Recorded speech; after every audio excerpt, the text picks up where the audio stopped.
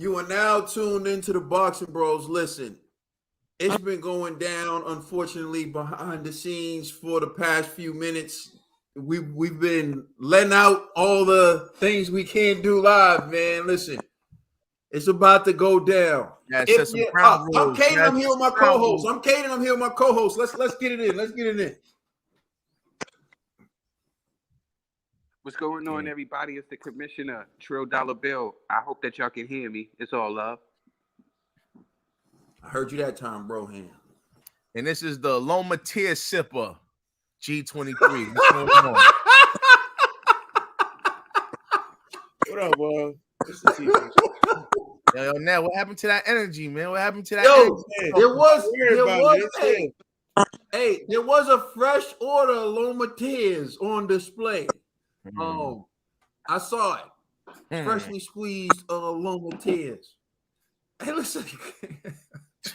Look at Ned's face, yo. Salute to Rico in the building. JM in the building. Alexander Sankey in the building. What's good? Rico said he got his cup. KTH for life in the building. Was good. We drinking tears, baby. Y'all terrible, man. Y'all terrible. Look at my dog Rico. Fix your face, Ned. Rachel. Ned went on camera. Let's get it.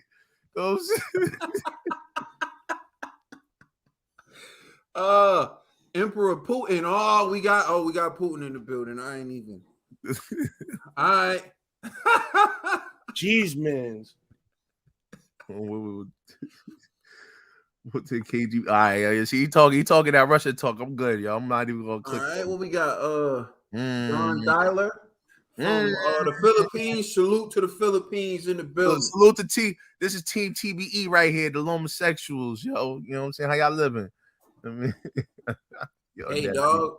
You know let them live their life, man. Judgment free over here. You know what I mean? My man Sin said, and still. STEAL, and still. Oh, we got someone watching from the Philippines, man. Salute. All right, 69 Sports, salute.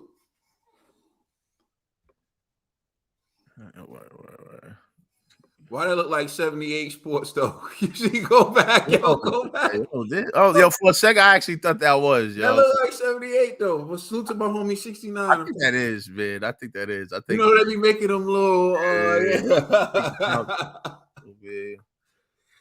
All right, we got B in the building. Salute to B. Yo, these people are savages, yo. It's already happening. Yo, I don't even know how many people we got in here, but let me check and see real quick. You better talk that mess now that G is here. Yeah, yo, who's talking that trash? You know? Yo, someone said Haney Wood 12-2. They got that Tio. They got that Tio math going on. That Tio math, dog. Shoot, I agree with him. You know what I mean? The Tio calculations, you know. All right, what we got? Let's see. That's a fact. You know what I'm saying? We smoking Loma packs. You know what I mean? Let's get it. Nah, let me not even lie. I ain't gonna say we smoked the Loma pack. Not like Loma got violated like that. So I can't claim that. But we still sipping on Loma tears. You know what I mean? What you eat? You see, I ain't gonna even. All right, we'll talk about that later on today. We'll talk about what we eating. You know what I'm saying? What we ate last night. The chef is still considering what he wants to. He has the ingredients. Yeah, you know what I'm saying? We gotta talk about this. We gotta talk about this dish from last night. We gotta talk about it. You know what I mean? Let me see. I thought G was gonna be on a liquid diet. You know, Loma's tears. I thought he was on a liquid diet. Hey, that's what I'm sipping on right now. You know what I'm saying? It is what it is, you know. Rumor has it though, someone ordered some of G's freshly squeezed Loma tears. They didn't like the way it tastes. Threw the bottle at Bill Haney.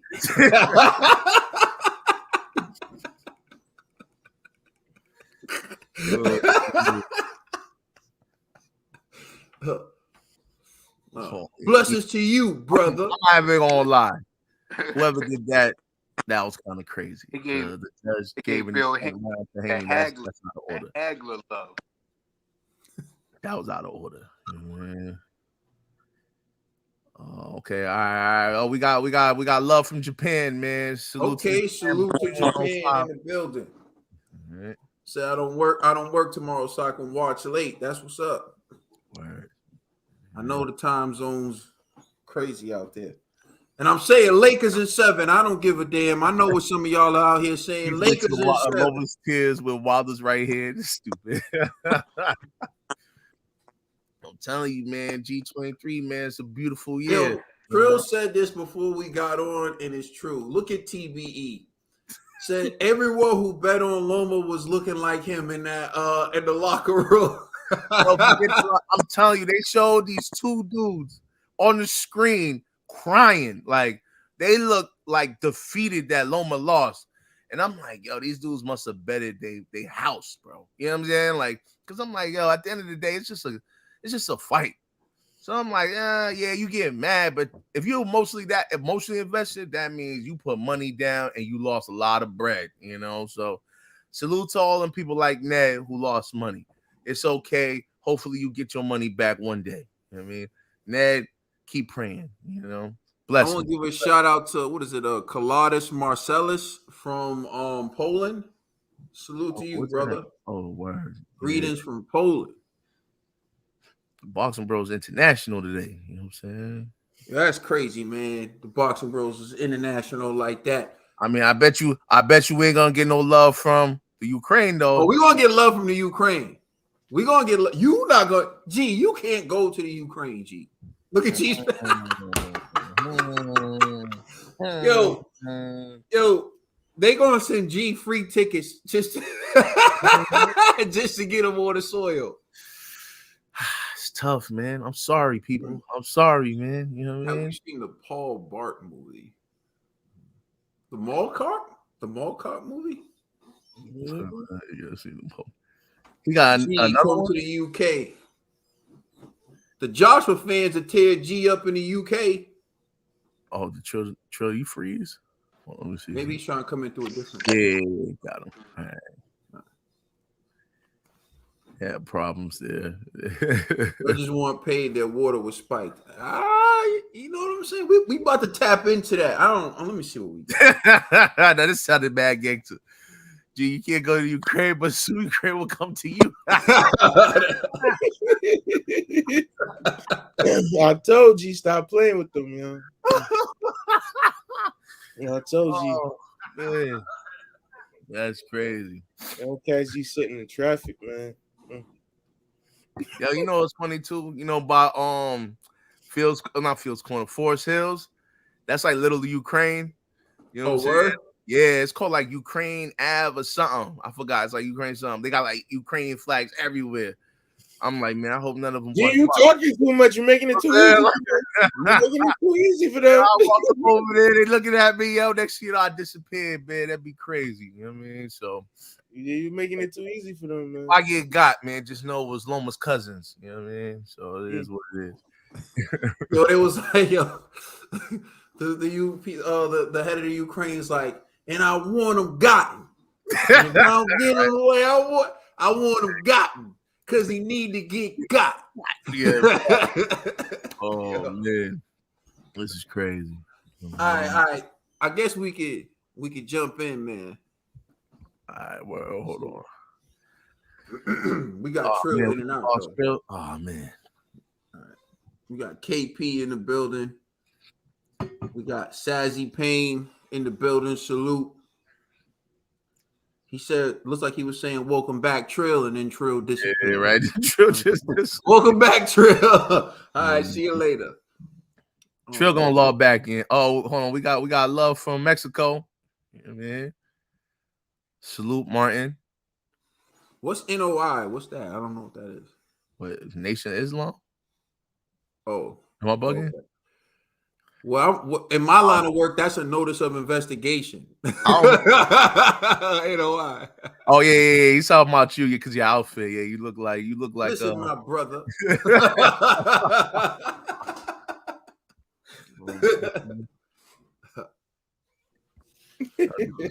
This is crazy. Always cross in the green, never in between. And to the brother who hit me with the beer bottle, God bless you, brother. God bless you, brother. Yo, and then he was like, "See you later, Queen." Yo, Bill Haney's that dude, man. Yo, Bill Haney, he was like, yo, Bill Haney wanted to be like you, mother. You know, it sucks when you hood and you righteous at the same damn time, man. You know what I'm saying? Just hey, listen, you know, man. Listen, I sell the bean pies and the final call. Yeah. It's been the final call for 50 years, but still. You know what I'm saying? Oh man. It said, I like how the announcer said, "Why is Devin on the inside? He just not that guy." Damn, look. Who said that? Timothy?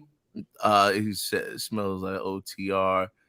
It probably was Timothy, man. You know, Timothy had an interesting night last night, man. We got Chirac in the building, Quan Big Guns. Ned was keeping hydrated, drinking his old tears. Oh God. I will say, like, I've never heard Ned this quiet. From the moment we got on to like right now, I've never heard Ned. That's hurting financially. That's why. Nobody's keeping it 100 right here in the comment section. I ain't got nothing to say for them, man. Wow, word. Yo. Adam Shanky said Bill Haney, Bible in one hand and flipping the bird. The left after that. The left after that. You know what I'm saying? That's what happens when you righteous and ratchet. You know what I'm saying? Yo, wait a minute. I'll DM you how much you charge a teardrop. You know what I'm saying? Yo, this dude now was hurting, man. This dude, yo, this is BS. Yo, gee, yo, why you gonna really take my money? Yup. You know what I mean? Yes. You really gonna take my money, G? I'm gonna save it for the reaction, yo. I don't even say too much right now. Salute to Sean K and G. Yo, you see Michael Buffar, he was like, never seen Ned this sad since AJ defeated. It's just a rough weekend, man. Yo, you know what was crazy though? I think it was just last week that you was like, yo, keep that same energy, G. Keep that same energy. Look at you. Look at you. I'm silent don't mean I ain't got the energy. Silent. Exactly. It's coming.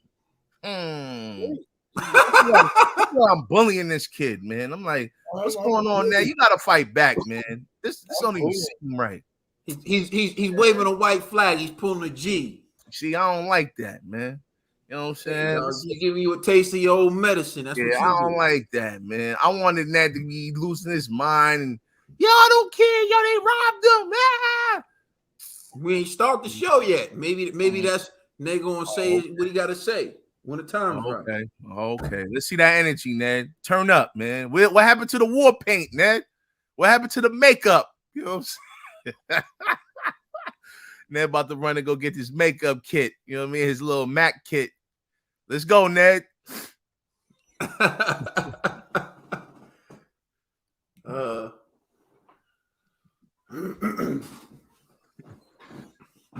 Exactly. Shameful. Shame on you, Ned. You know what I'm saying?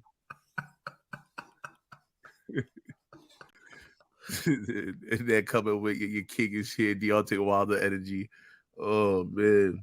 Oh, God. Rico's going too hard on TV, man.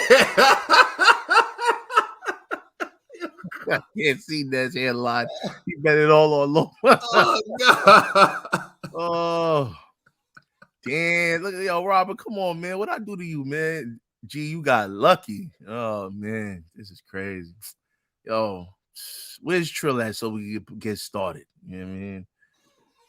Yeah, man. You know, Trill's probably trying to find a spot where he can. He said, "Don't worry, Ned. G time will come." You see, look, they praying on my downfall early. What do you mean his time will come? It's already come. It's It ain't came come yet. several times. It ain't come yet. G23 still undefeated. This is like one of the first times you actually get to. This ain't one of the first times. Yes, This it is one of is. the first time I gloated. You know what I mean? Like I'm normally a humble guy, you know, but because of the disrespect that I endured, and because of the disrespect that Loma demonstrated last night, I feel I have the right to talk my trash. So everyone pardon me. You know what I mean? Right. I didn't say it, but my man, boxing pound for pound Jack said it. One down, one more to go. Ukrainian soup time. You know what I'm saying? Just throwing it out there.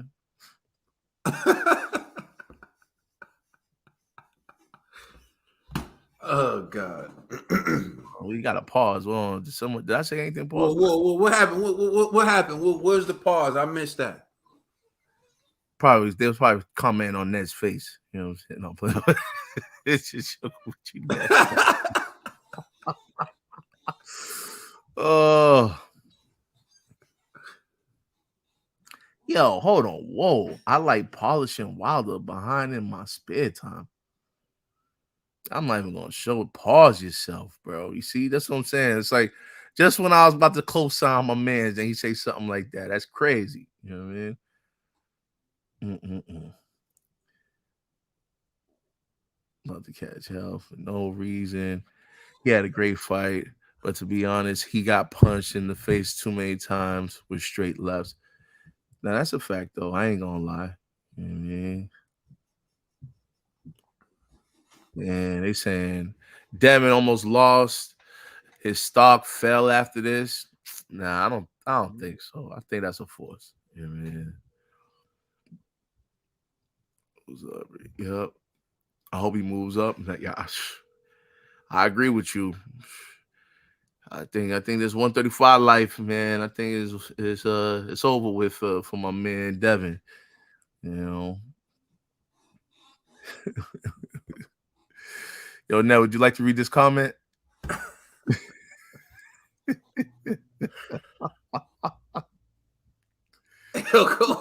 Rico, man. Yo, Ned, if you're gonna act like this towards Lomachenko, yo, I pray AJ don't get bodied by Wilder, bro.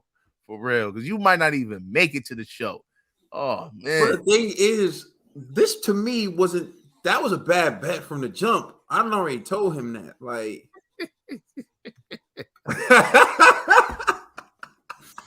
hey man, you know how it is when you put a battery in his back. In the building. All right, no Trill's in here. Trill's in here. We got Dollar Bill. Hold on, let Dollar Bill say a few words to the people so we can see what the sounds like. What's going on, everybody? Much love. You know me. I'm sitting here. I'm just trying to lock in with you guys. I'm just here in spirit. Y'all, I'm gonna let y'all do most of the talking. I just want the people to know that hey, next week I'm gonna get everything right. You know, I'm at You sound work. good. I definitely want to. You sound good. I right sound now. Good. Yeah, we can hear you. Yeah, you sound good. Right, that's good. My reaction. Y'all want to hear my reaction to the Haney Loma real fast? All right, let's get it. Go ahead, Trill. Get it in. All right, so I wanted to as see how long this is working for. So yeah, my reaction to Haney and Loma was you know, it's funny. You know, maybe because it was late. It was late, and you know, I was trying to make sure I was get up early for work. So I'm watching the fight, right? And I'm gonna be honest with y'all. I gave the early rounds to Devin, and then I felt like Loma came on strong, right? I going into the 12th, I said that Devin needed to win the 12th round to make it a draw. That was me being honest. I thought that Devin needed to win the 12th round to make it a draw. That just goes to show how difficult this fight was to score, you know? But I think a lot of people, when it came to the tough rounds, the judges, when it was these swingers rounds, they did what they were supposed to do. You give it to the champion. You know, Exactly. and that's what I think that they did when these rounds, because these rounds was really, really close. These was really close rounds. And I think the judges was with these close rounds, what they did was they just gave it to the champion. You know, and yeah, and like I said, like it was really a tough fight to score. Any way anybody has it, I mean, I can't go back and forth and debate with you because even going into the 12th round, I was Devin needed this round, you know, and then he got the round, and I texted the group like, yeah, Devin took that 12th round, you know what I'm saying? And I was like, I got it a draw, you know. But hey, to each his own. How you scored the fight, man. To me, it's not a robbery. It was just a tough fight. This is what happens when you got the elite guys going against the elite guys. You know, look, either way, it's Loma showed that he wasn't washed. You know, he showed that he wasn't washed. He showed that age wasn't a factor. He did show one thing, to me, that he has this problem of giving up the early rounds and giving up the 12th round. That's what cost him in the Lopez fight, and that's in my eyes what cost him in this fight as well. So I was like, Loma, just start sooner and make sure you go out with a bang. On that 12th round, you make sure you go for the 12th round, because I think that's where it hurts you, and I hurt you in two fights now. It hurt you with Haney and it hurt you with Lopez. And that's all I got to say about that. Solid, my brother. All right, I don't know where we should go. G, where you want to go with this, man? You I want say to jump go to in? Ned. Go to Ned. Go to All Ned. right, go ahead, TV, because you've been sitting here quiet, man. Man, listen, we all saw Hold the on. fight Somebody last get this night. dude a virtual hug, yo, before No, he. I don't need no sympathy. I don't need no petty. It's not no pity party. Like, come on now. Y'all saw the fight last night. I don't agree with the decision at all. I would have been fine with a draw. But I like after that 12th, what I saw in the 12th round, I saw Loma going to work on Haney. I'm sorry. And I saw Loma going to work on Haney the whole fight. You said after the 12th round? No, the 12 at the end of That's 12th what I thought you said, bro. After that 12th round, I saw Loma going to work on him. You know that math. You know what I'm saying? No. In that 12th round, I saw Loma going to work on Haney. But hey man, Hold on, you gave the 12th round? The excitement, like for me, there's just the one. What they scored 115, 113. I think it was 116, 112, and then two judges had it 115, 113.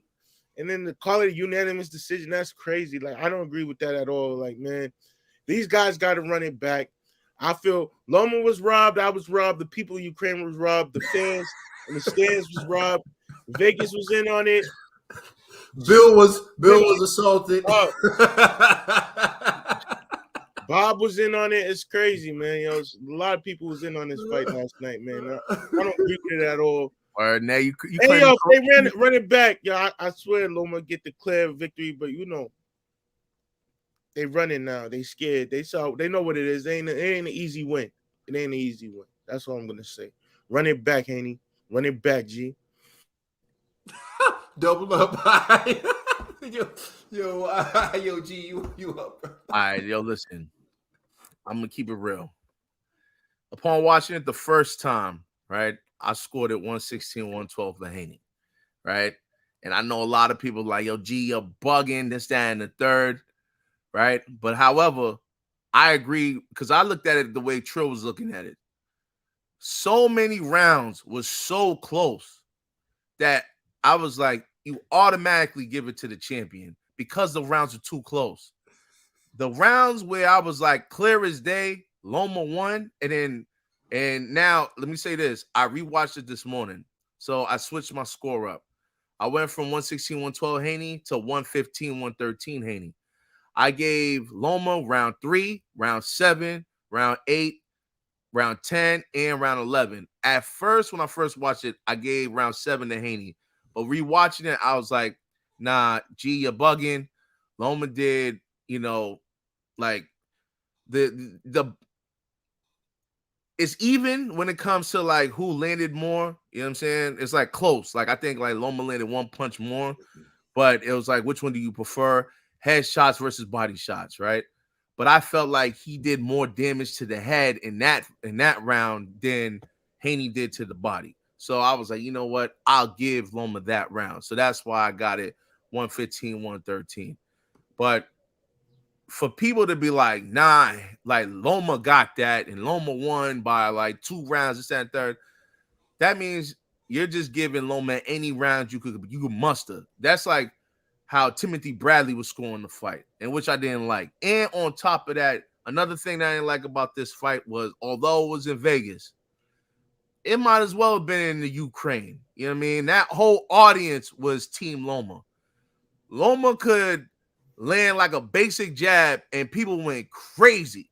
Haney would land a straight right hand to the dude's face or a left hook to his jaw. Nobody reacted. And I'm just like, yo, this is just outrageous, you know? So the bias was just through the roof.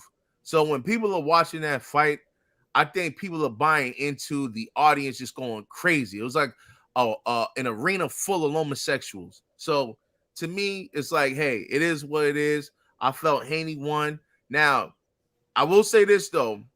If I was judging it, and I said this before we started, if I judged it the way Ned used to judge fights, like Ned used to do the eye test, I wouldn't want to be Haney at the end of the fight. You know what I'm saying? Like, especially in that 10th round, Haney got violated. However, fortunately for Haney, unfortunate for Loma, boxing is judged round by round, not just the overall end result. Like, hey, who got hurt? You know, in the fight, that's the loser. It doesn't work like that, you know. So when it comes to the overall fight, you have to give it to Haney because Haney was the champion. And this is another thing too about Loma. We're used to Loma dictating the pace. We're used to Loma utilize the angles, frustrating fighters. He couldn't do that. Did. Yeah, he did. No, he didn't. There was times Loma was hitting him with a combination. Let G Rock put your hand up, and then you can respond to what. In other words, watch your mouth, Ned. You know, you speak when spoken to. You know what I mean? Let me finish. Thank you. You know? So, to me, Loma, this is the problem with Lomachenko, right? I done seen this with the Teofimo fight. I've seen this with the Jermaine fight, and I've seen this with the Haney fight. When he's fighting these guys that are like bigger and more athletic, he doesn't look spectacular. Where he comes in is when these guys start to fade, which is a good thing because, you know, he has the endurance to last all 12. But there's times where it's like Loma hesitates to reserve energy where he should be pressing the action, right? I think Loma probably, and this is where I kind of feel bad for Loma because I kind of feel like maybe in the back of Loma's mind, he kind of feels like I could have like knocked out Haney if I went a little harder, you know, but he kind of like dialed it down a bit. And I think it's so he could reserve energy to last all 12. And that's what his problem is. He thinks too much. He's an overthinker. You know, sometimes you got to just go for it. And so I think it was a great fight. I'm not mad if they both say, hey, you know what? Let's run it back. Me personally, I don't know if Haney should stay at 135. This should be a wake-up call for him. Like, yo, 135 is probably just at this level, it's going to be real hard for you, bro. But if he wants to run it back, I think they should run it back. I think it'll be a good payday for both gentlemen. And it'll be nice to see Haney running back and this time knock out Loma if he could, you know, to silence all of the haters. So, hey, man, listen, I'm being honest. I'm being honest. I'm not saying that's why I didn't want to come in here talking about Ukrainian soup, this and the third. I didn't see Ukrainian soup. I seen literally Loma do a good job. I seen Haney do a good job. I was kind of shocked at times with Haney's performance because I'm thinking Haney would have utilized the jab more, but instead he took it to more like a dirty fighting type of approach. And I was just like, oh, this is different, but it worked, you know? So go ahead, Ned. What you want I just want to know, do you agree with this unanimous decision? Yes. You know what a unanimous decision means? It just means 3 judges just scored it the same way, bro. What do you? That's like a foolish question. Like I don't understand what you're saying. Like that's all it means. All 3 judges agreed. Yeah, that's what I'm saying. Like, yeah, that's like, yeah, what are you talking about, bro? Yo, G, was it really a unanimous decision, G? that kind of question is just like, oh, man, like, you know what I'm saying? Yo, with all due respect, man, you my biz, but that was a wild question, you know. But yeah, so at the end of the day, but I ain't even gonna do me like that. I'll be all right. yeah, you can't do nothing like nothing. Come on, relax yourself. You know what I mean? Watch Like, your mouth, G. just stay Watch humble. your mouth. Yo, Ned. Watch Ned. your I mouth. looked at my cash app and it's looking mighty empty. What's up? I got you. Stay humble. I'm gonna put it in a pool, yo. The bill collector Till this coming. appeal over with. Stay humble. Till The this bill appeal collector's over coming. with. Till I this told appeal you over that. with. You ain't. I told you to Till watch this your appeal mouth. over with. I told you watch your mouth and honor your bets. So Until this appeal is over with, maybe mess up your credit. Will be honored. Don't make me mess up your When credit. this Man. Watch appeal your is mouth. over with, that's when the bet will be honored. Got you. Robbery. You know what? I'm staying. All right, now I'm here because y'all wanted that. And that's here now. Like now, last time it was some foolery, yo. Loma was whipping that boy out. How? Please explain. Loma was whipped. Please explain. Before Ned goes into his mess, I'm gonna jump in real quick and give my take. Why you always trying to say that, yo? It's not that I want to say, Ned. I don't want to sit here for 20 minutes listening to babble. You know what I'm saying? Like, and I'm not talking about just you, Ned. I'm talking about you and G going back and forth with each other over certain things. So, all right, check it out. For me, I picked Devin Haney to win this fight. It's important to understand that. I even called this years ago when they were first talking about Devin Haney fighting Vasily Lomachenko as the mandatory. I said if the fight happens now, right, then I'll pick Vasily Lomachenko. But if it happens 2 years or a few years down the line, then I'll take Devin Haney. So when we were going over this, and you can look at our prediction video, I pointed out the keys to victory, right, for Devin Haney and Vasily. I felt like Vasily is going to change angles. He's going to tire Devin out because Vasily pushes the pace. He forces fighters to fight at a pace that they're not comfortable with, a pace that forces them to fade later on during the fight. And that's when he starts to pick it up. And I pointed out for Devin was going to have to win the early rounds. He was going to have to keep Vasily Lomachenko from getting inside. But there were a few things that I saw, right, during the fight. First, Devin won the early rounds, which I expected Devin to do. But because Devin drains himself to make 135, I was worried about the later rounds. And I pointed that out also in the prediction. And then that came through. And you saw that Devin faded late. And Vasily was able to take a string of rounds back to back to back. What happens when someone takes rounds back to back like that, particularly in the later part of the fight, that's what sticks in people's mind because they're not thinking about the first 3 rounds where Devin did well. They're thinking about, they just saw, round 6, 7, 8, and Vasily Lomachenko looked great. And Vasily Lomachenko's coming on strong. So that's what sticks in people's mind. So I like to point out that I scored the fight 115-113 for Vasily Lomachenko. I'm someone who picked Devin Haney to win the fight prior to watching the fight. But as I watched the fight, I did see Devin do good body work, but I also saw Devin get hit with vicious left hands over and over again. I saw Devin Haney get hurt several times. I saw at one point it looked like Vasily Lomachenko was going to knock Devin out. I seen Devin look rattled in his corner. I seen Devin look unsure of himself. Most importantly, when the fight ended, I saw Devin look like someone who thought he lost. Because there's no way you can tell me that you just get the biggest win of your career, and you don't celebrate. You don't jump around like, I told y'all I was going to cook Vasily. He had more energy pushing Vasily at the weigh-in. He ain't push him in that ring, though. He pushed Vasily at the weigh-in, but in the ring, right, when he won, I was waiting for that energy. He was so ashamed of his performance, Devin Haney, that when Shakur was standing in front of him trying to give him that work, he ran out the ring. He couldn't even look Shakur in the eye. He couldn't. Because he knew he couldn't look at Shakur and be like, you saw what I just did to Vasily? That's what I'm going to do to you. As soon as they put the mic in Shakur's face and said, what do you think? He said, I think the Vasily should be undisputed champion right now.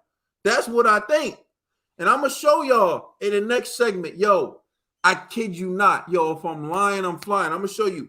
Yo, when Shakur looked at Devin, he literally licked his lips like he was looking at a plate of ribs freshly made off the grill. I'm not even joking. That's how he looked at Devin. He looked at him like he was freshly made barbecue sauce right off the grill. Look, the reality is Devin's not as good as I thought he was.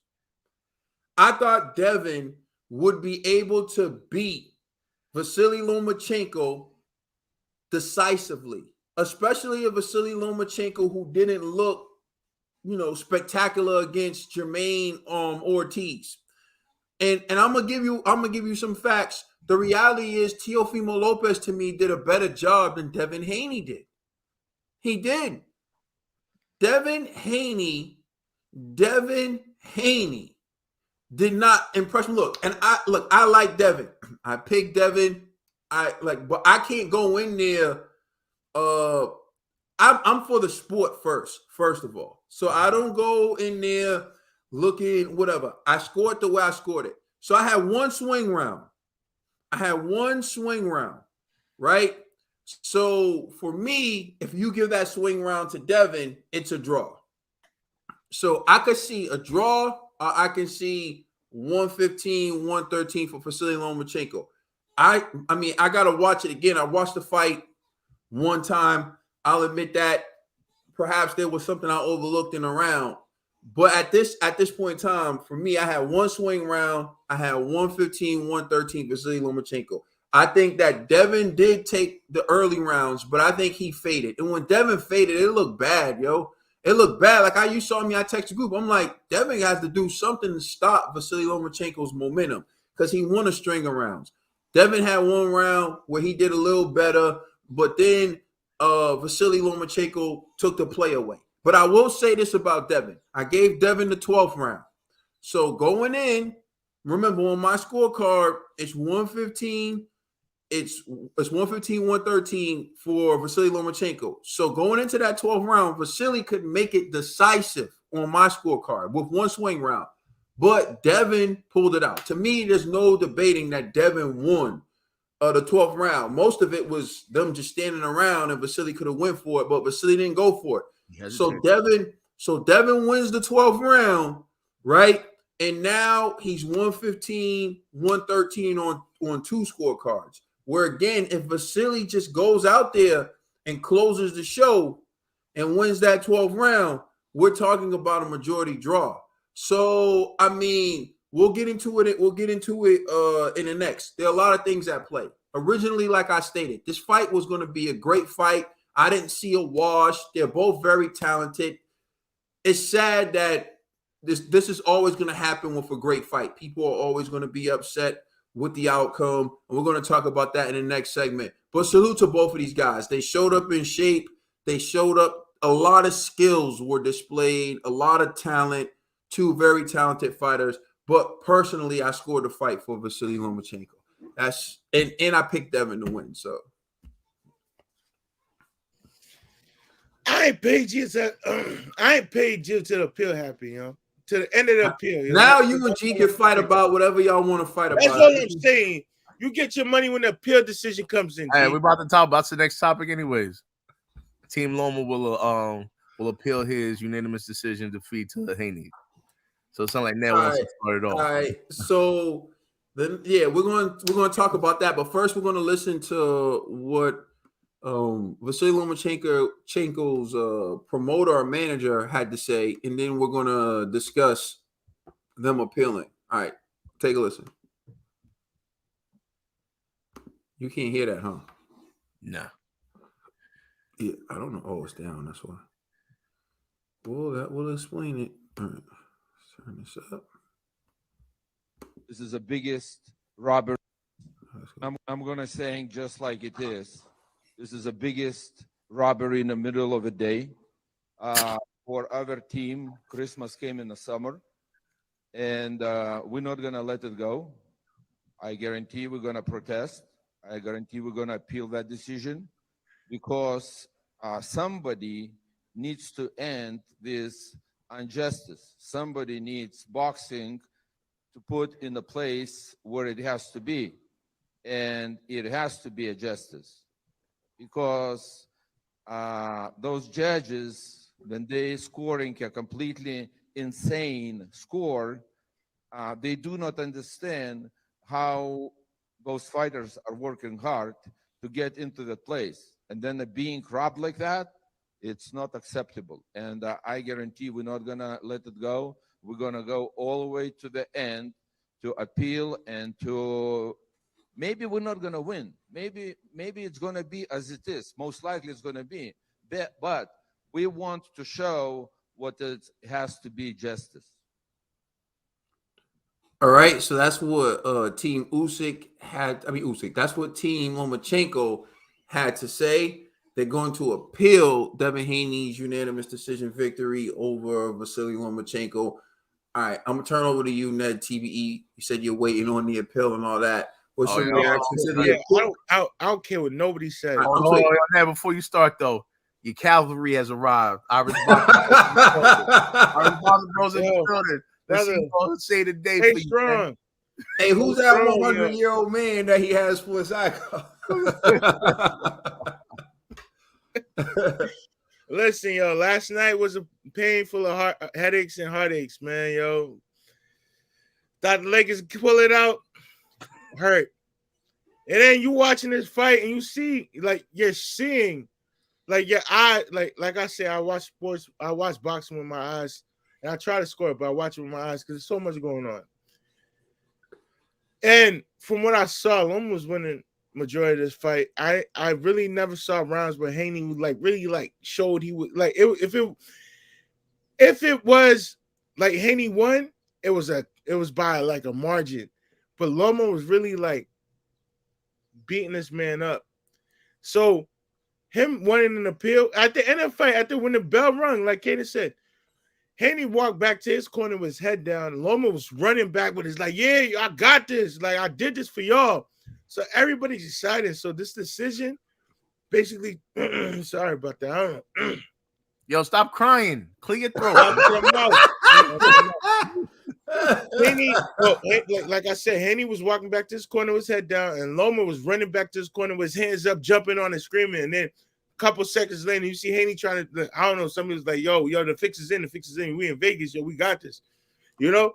And this is, a lot of people like noticing how Vegas got like runs the script out here, man. You know, I don't want to get to conspiracy theories, nothing like that.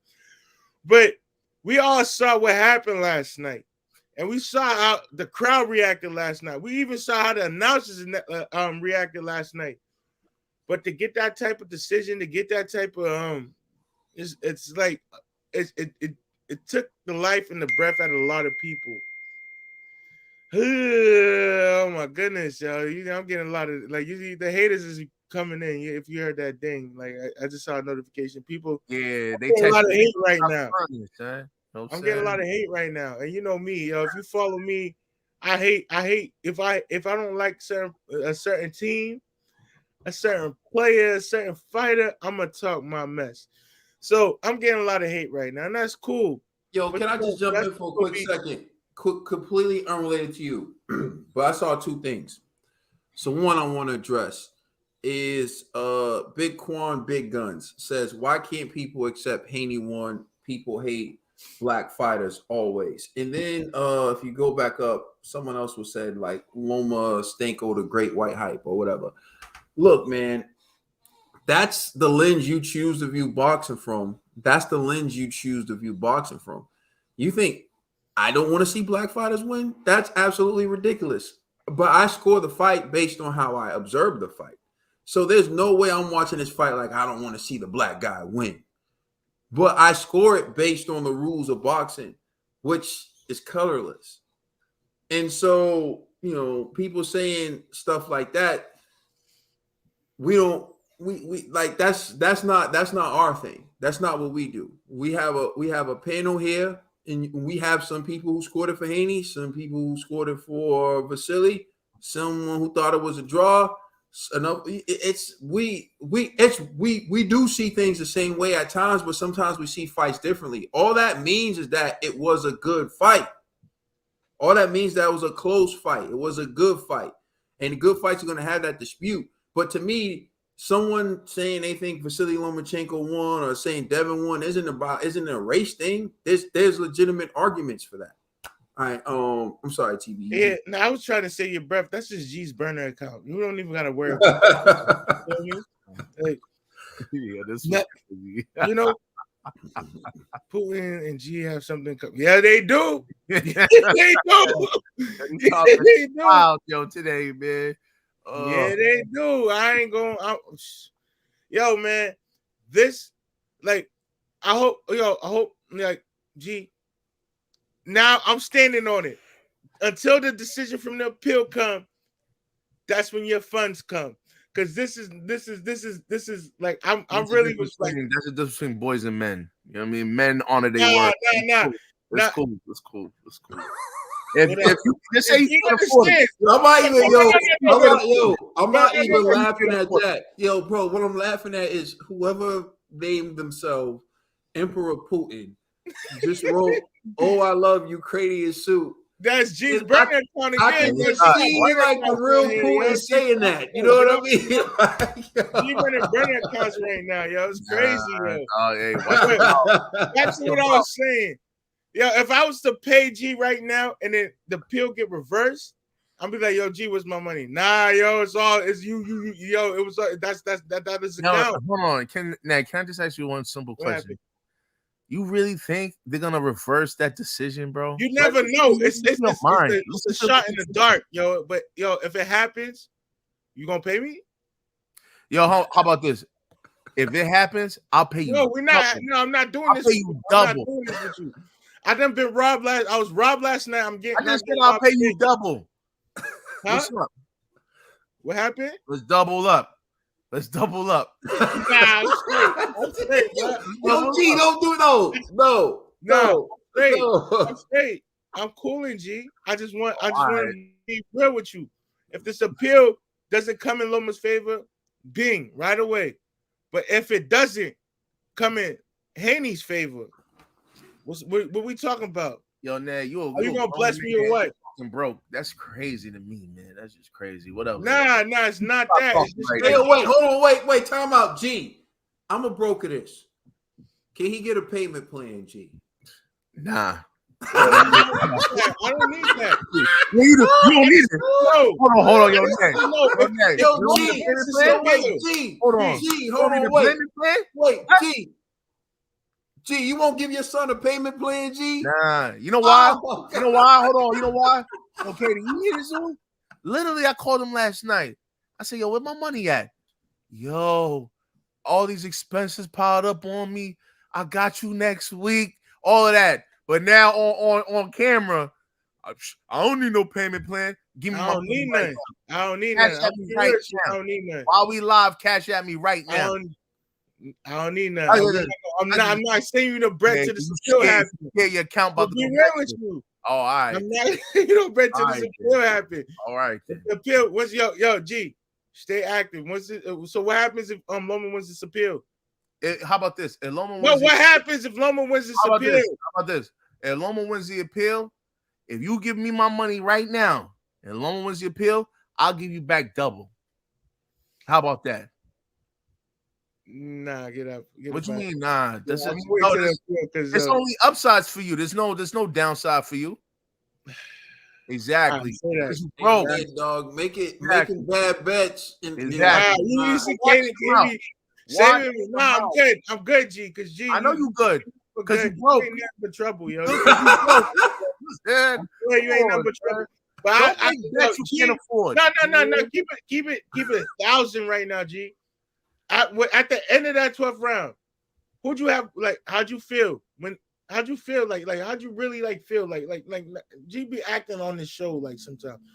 But if I'm there watching the fight, it's gonna be like he's gonna be in panic mode. But even if you win, you're nervous because the judges rob winners. Yeah, Like man. I was it's hyped. a decisive fight, even if I it's was a like, decisive let's go. fight, we've seen Yo, listen, bad I ain't decisions. gonna lie. The 10th round had me nervous.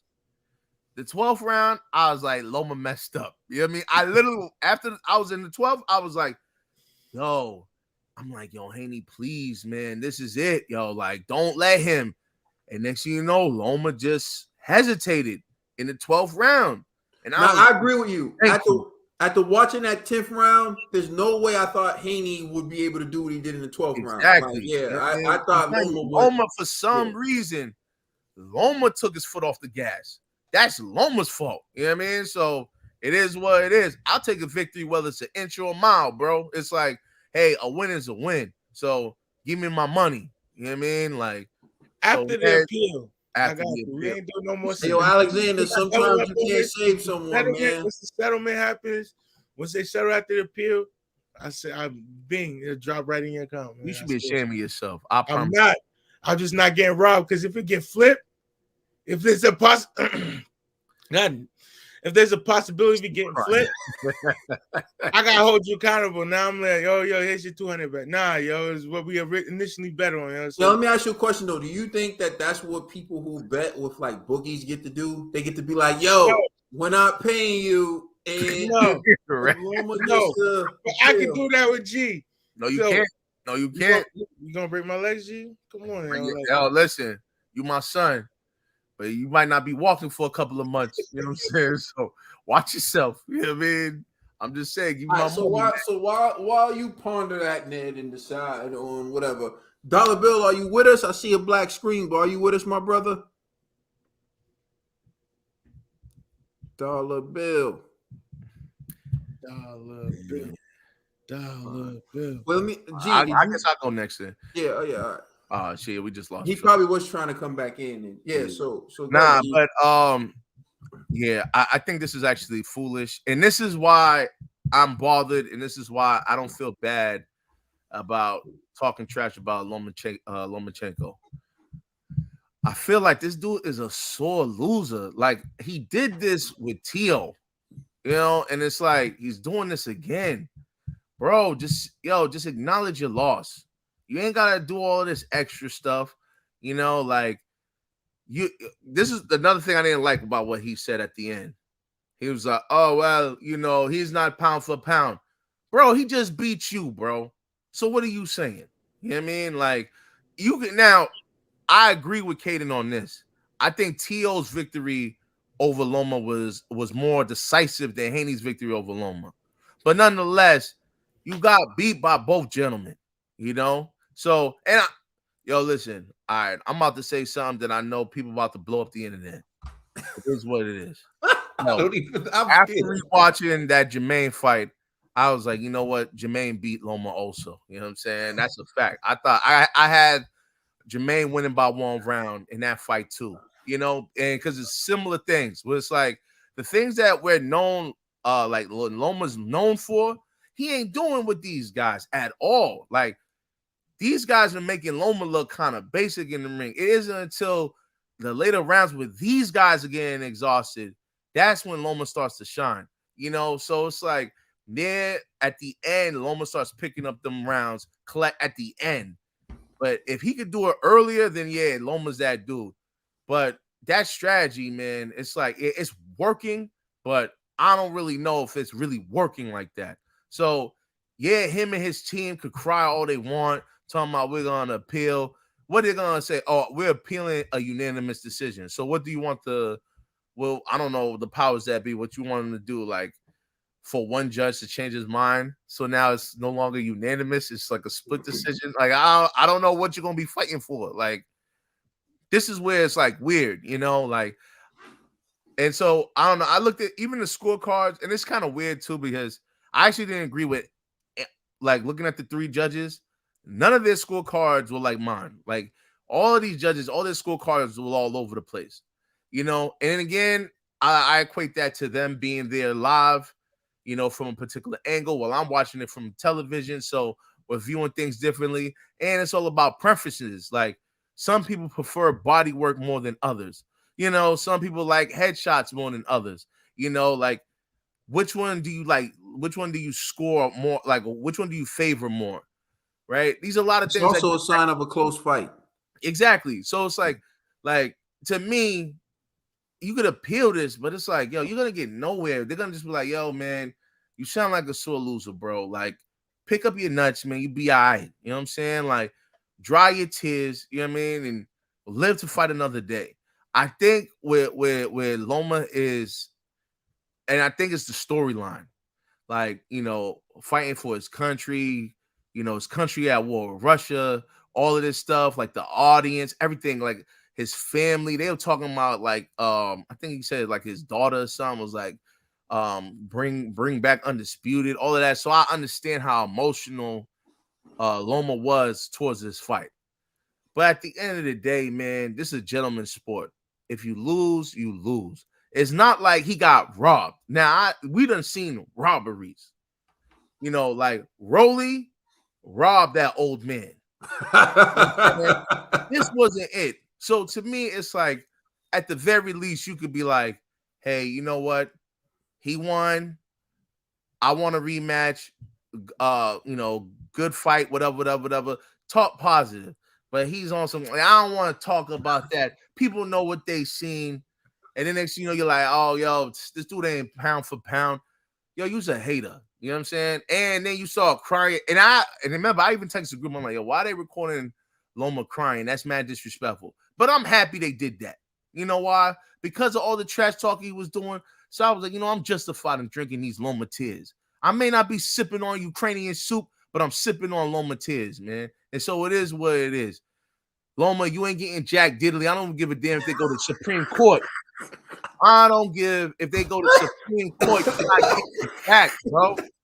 Get out of here, son. That's what I'm saying, man. Take it easy, champ. Take it easy, champ. All right, so here's the thing. I'm on the record. I scored the fight for Vasily Lomachenko. So I think Vasily Lomachenko won the fight. I scored at 115, 113. Vasily. I had a swing round. So even if I gave that swing round to Devin, it's a draw. But with that being said, to me, this fight wasn't a robbery. It's too close. And you pointed out, G, some of the judges their scores were all over the place where they gave different rounds. So all that shows is that there were close rounds. Mm-hmm. And so do I think there was malintent? Do I think it was boxing politics? Come on, man. It's the sport of boxing. But even with that, right? I told you there's some things you can't say, man. Listen, all right. So, like, even with that, right? Just me being objective, someone who knows boxing, someone who's also a fan of the sport, someone who wants what's best for the sport, right? I watched that fight and I think it was close. I think if I score 113, if I score 115, 113, that means 7-5. That means it could easily be 6-6 on someone else's scorecard. And if someone else gave Devin, so it's not a robbery. So for me, right, when you go to appeal, you want to appeal a decision where you feel like you saw a definitive outcome and everyone agrees, right? Now, I will say, majority of people that I've seen think Loma won. And so I'll give you names like Terrence Crawford thinks Loma won. Shakur Stevenson thinks Loma won. Ryan Garcia thinks Loma won. Oscar De La Hoya thinks Loma won. They stopped fans that were leaving the arena. One of them said, I'm a Devin Haney fan, but I think Loma won. Jorge Linares, they stopped him, said, who do you think won? He thinks Loma won. I've been boxing all my life, and I've been doing this show for 3 years or around. I think Loma won. So I don't think everyone who thinks Loma won is making things up. But you got G, someone who's been boxing a long time. You got G, someone who he thinks Haney won. Yo, that's the nature of the beast in a close fight. I always say this. Go pull it up. TC, listen. TC didn't answer the question because he didn't want to say what he wanted to say. TC said, I expected more from him.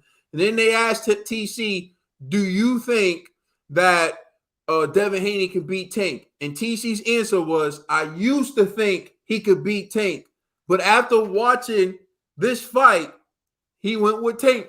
And then they asked him about Devin Haney and Shakur, and he almost laughed. He laughed a little bit. You know, TC laughed a little bit and was like, listen, Shakur over everybody. So I'm just saying, like, this is what it is for me when all is said and done.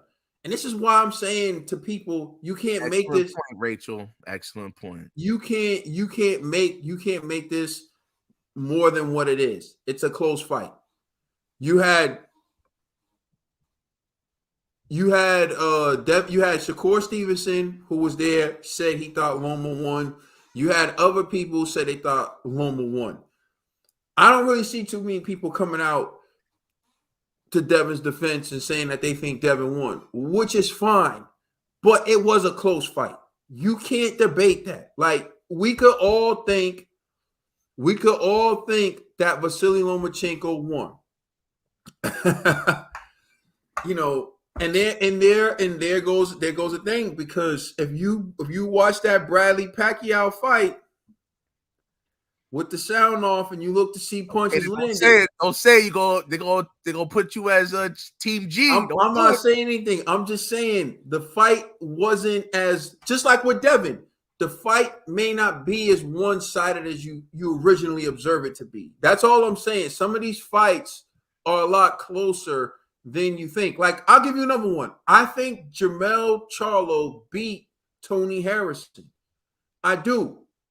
I think he beat Tony Harrison. I scored the fight for Jermell, but they gave it to Tony, and it was a close fight. Now you going, for all the people who bring race in, you got two black men there. I thought Jermell won. I still say I think Jermell won, but Tony Harrison, it was a close fight. And I'm not going front. I like Tony Harrison's personality better than I like Jermell Charlo, so I wasn't too upset with my man Tony getting the dub. You know what I mean? But I think Jermell won. This happens in close fights. There will always be debates. You got Ray Leonard versus Marvelous Marvin Hagler. That will divide a room. On the woman's side, you got Amanda Serrano, Katie Taylor. That will divide a room. There you go. You had it. So my man had it 7-5 for Haney. One more round to Vasily, he got it a draw. You dig what I'm saying? And I had it the other way. That's what I mean. This fight was too close for people to sit around and say that it was a robbery. Now, you can have strong feelings because it was for undisputed. I dig that. But I'm just saying, man, my man said rewatch with the sound on mute. Loma won 2, 7, 10. I'm assuming he meant 11. Okay, so that's 4 rounds. How you only put 4 rounds? Right, he got 2, 7, 10, 11. That's that dead math right there. So how he win? You know what I mean? Yo, anyways, at the end of the day, man, I understand the emotion because I love boxing. It would have been dope to see Loma come back at his age, become undisputed, especially what he's been through, knowing what it would mean for him, knowing what it would mean for his country. But when all is said and done, my man DJ Dixon said he had it 8-4 for Loma. He scored it wider for Loma than me. Mad Dog 8, 7-5 Loma. This is what I'm talking about. These close fights are always going to generate debate. Yo, every time, like, I'm also from Massachusetts. So, but every time these debates happen, more people say they think Hagler beat Sugar Ray Leonard. Everywhere I'm at, every time this comes up, more people say, "Oh, I think Hagler won." Now, granted, Hagler Brockton, Massachusetts, but still, I think Hagler won. But maybe I am biased because I'm from Massachusetts. I don't know. But Leonard got the dub at the end of the day. Was it a robbery? Nah. I mean, can't call it a robbery. So. California ribeye. The disrespect.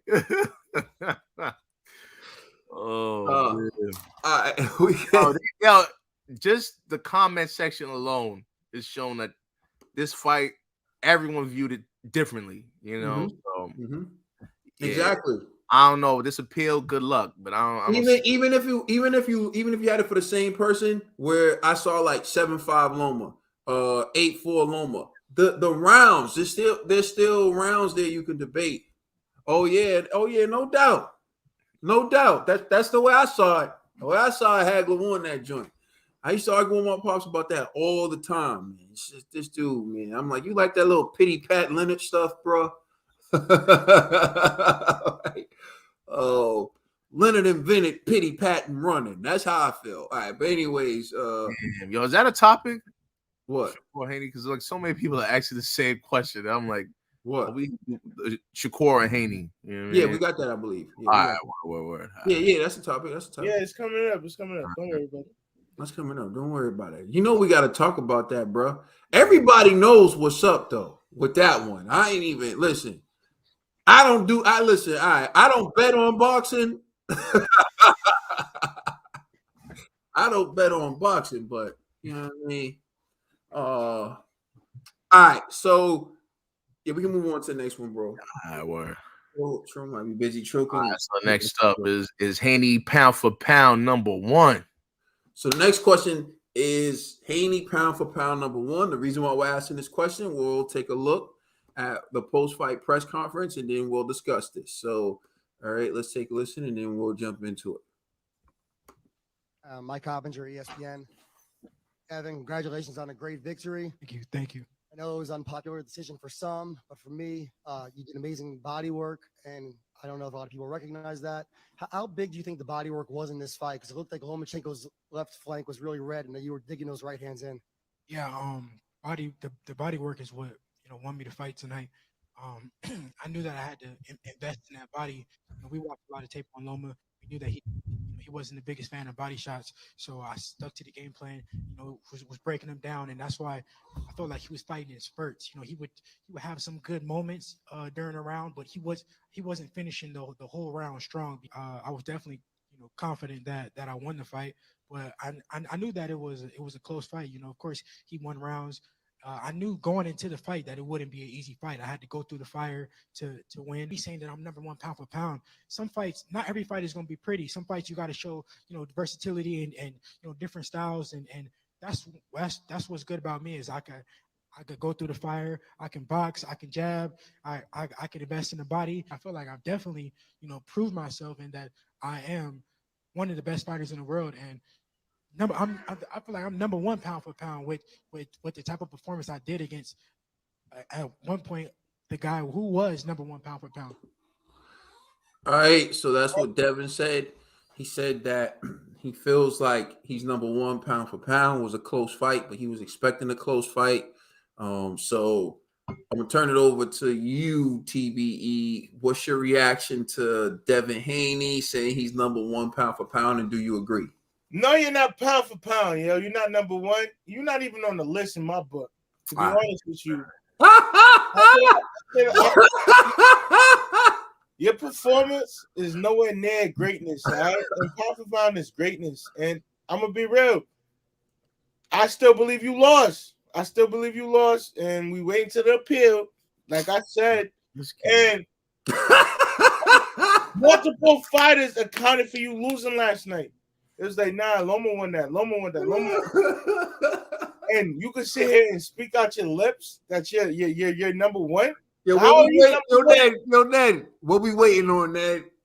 The appeal, Come on now. We're waiting on the appeal. Come on now, G, fix your face. When I hear foolishness. Y'all wanted me to turn up. I'm teeing up right now, because it's like, nah, I'm not accepting this foolery. Like, sometimes you could be real. Like, he's the better man. He won, or whatever. He was a talented opponent. Now you're gonna come out. Now I'm the pound for pound fighter. Nobody. What happened with Shakur when Shakur was asking you questions? Why aren't you calling out Tank after the fight? Yo, Ned. Before you pay the bill, it has to be an appeal. It has to be an appeal. Thank you. You're not on the pound for pound. Haney, Thank you, G. You made me see his true colors because I was on the fence this whole time for this fight. I was like, either way, it could be a 50-50 fight. But after that last night's performance, Haney could kick rocks, and I'm being real with you. Like I jumped off the Ryan Garcia train because I felt like Ryan Garcia needed more. But like he needed to be humble. He's not a humble fighter. He's too arrogant. He doesn't want to listen to trainers. He thinks boxers who's been in the sport can't teach him anything, and he learned his lessons against Javante. And Haney is about to experience that as well. When he steps up against a live dog last night, we saw what happened. Vegas, when you got Vegas in your pocket, anything can happen. But you know, Haney, your time is coming. You on borrowed time, my brother. And I'm gonna be real with you. You on G, fix your. I don't like this is the G I want because when it comes when Haney's next opponent is announced, G gonna flip flop real quick. We're gonna flip flop real quick, y'all. And y'all think I'm playing. Y'all think I'm the one bucking. I don't make sense. Hold on. Can you play? How about can you please just define what flip flopping mean? Because y'all be saying that flip flop. I'm just like, you ask me to define it. Yeah, somebody define it. I'm going to define it. Go ahead. I'm going to define it. So, for example, you used to ride with Seth Mitchell. That was your dude, Seth Mitchell. Then he got cooked. He got cooked by Chris Arreola. He retired. Remember, okay. He retired. Hold on. See, here's what you do. You ask me something while I'm in the middle of answering it, you jump in, you interrupt me. All right, go ahead, pardon me. Go right? ahead. And then I have to, you know what I mean? And then you try to make it seem like I'm the bad guy. So just let me finish. All right. So when Seth Mitchell retired, Chris Arreola got body bagged by Bermain Stavern. You were on Bermain Stavern's bandwagon. Bermain was that dude after he beat Chris Arreola. Mm-hmm. Then hold on. Wilder, he fought. Oh, my bad. I just want to. G's Haitian flag day. Say you wasn't rocking with. He was with flag day. It's Haitian flag day. It's Haitian flag day. Say you was rocking with TBE. Hold on. Let me get it in. Let me get it in real quick. Then G was rocking with Bermain Stavern, waving the Haitian flag when Bermain fought Wilder, talking real greasy about what Bermain was going to do to Wilder. Then Wilder won. And G started rooting for Wilder. And ever since then, G's been on the Wilder train. But that's not the first time. Because, see, G does this. G picked against Andy Ruiz, then he hopped on the Andy Ruiz bandwagon. Look at the way G talking about Fury beating Usyk right now. You know what I'm saying? This is just what G does. But that's not flip flopping on bandwagon. It is. No, hold on. What I'm doing is I'm just picking who I think is gonna win. Right. That's all I'm doing. You know what I mean? So y'all are thinking like I don't even like Fury. Y'all know that. I don't really like Fury at all. But hey, to be honest with you, Usyk seems like a nice guy. You know what I mean? He actually does. You know, contrary to popular belief that I'm just Ukrainian hater, I'm not. But I just don't see him beating Fury. It's just what it is. So if that makes me a flip flopper because I think Fury's gonna beat Usyk, then I guess I'm guilty. I don't know. You know what I mean? But this flip flopping talk is getting foolish, guys. That's all. Yo, G, who cares? All right, yo, G, put my man Ray a fam up here real quick. This one? Yeah. Stay there, super glass. Bless you, brother. Bless you, brother. Bless you, brother. All right. Anyways, I don't even know where we were at before the flip flop question came in. What were we at? TBE was talking about Haney being number one pound for pound. All right, it's on you, G.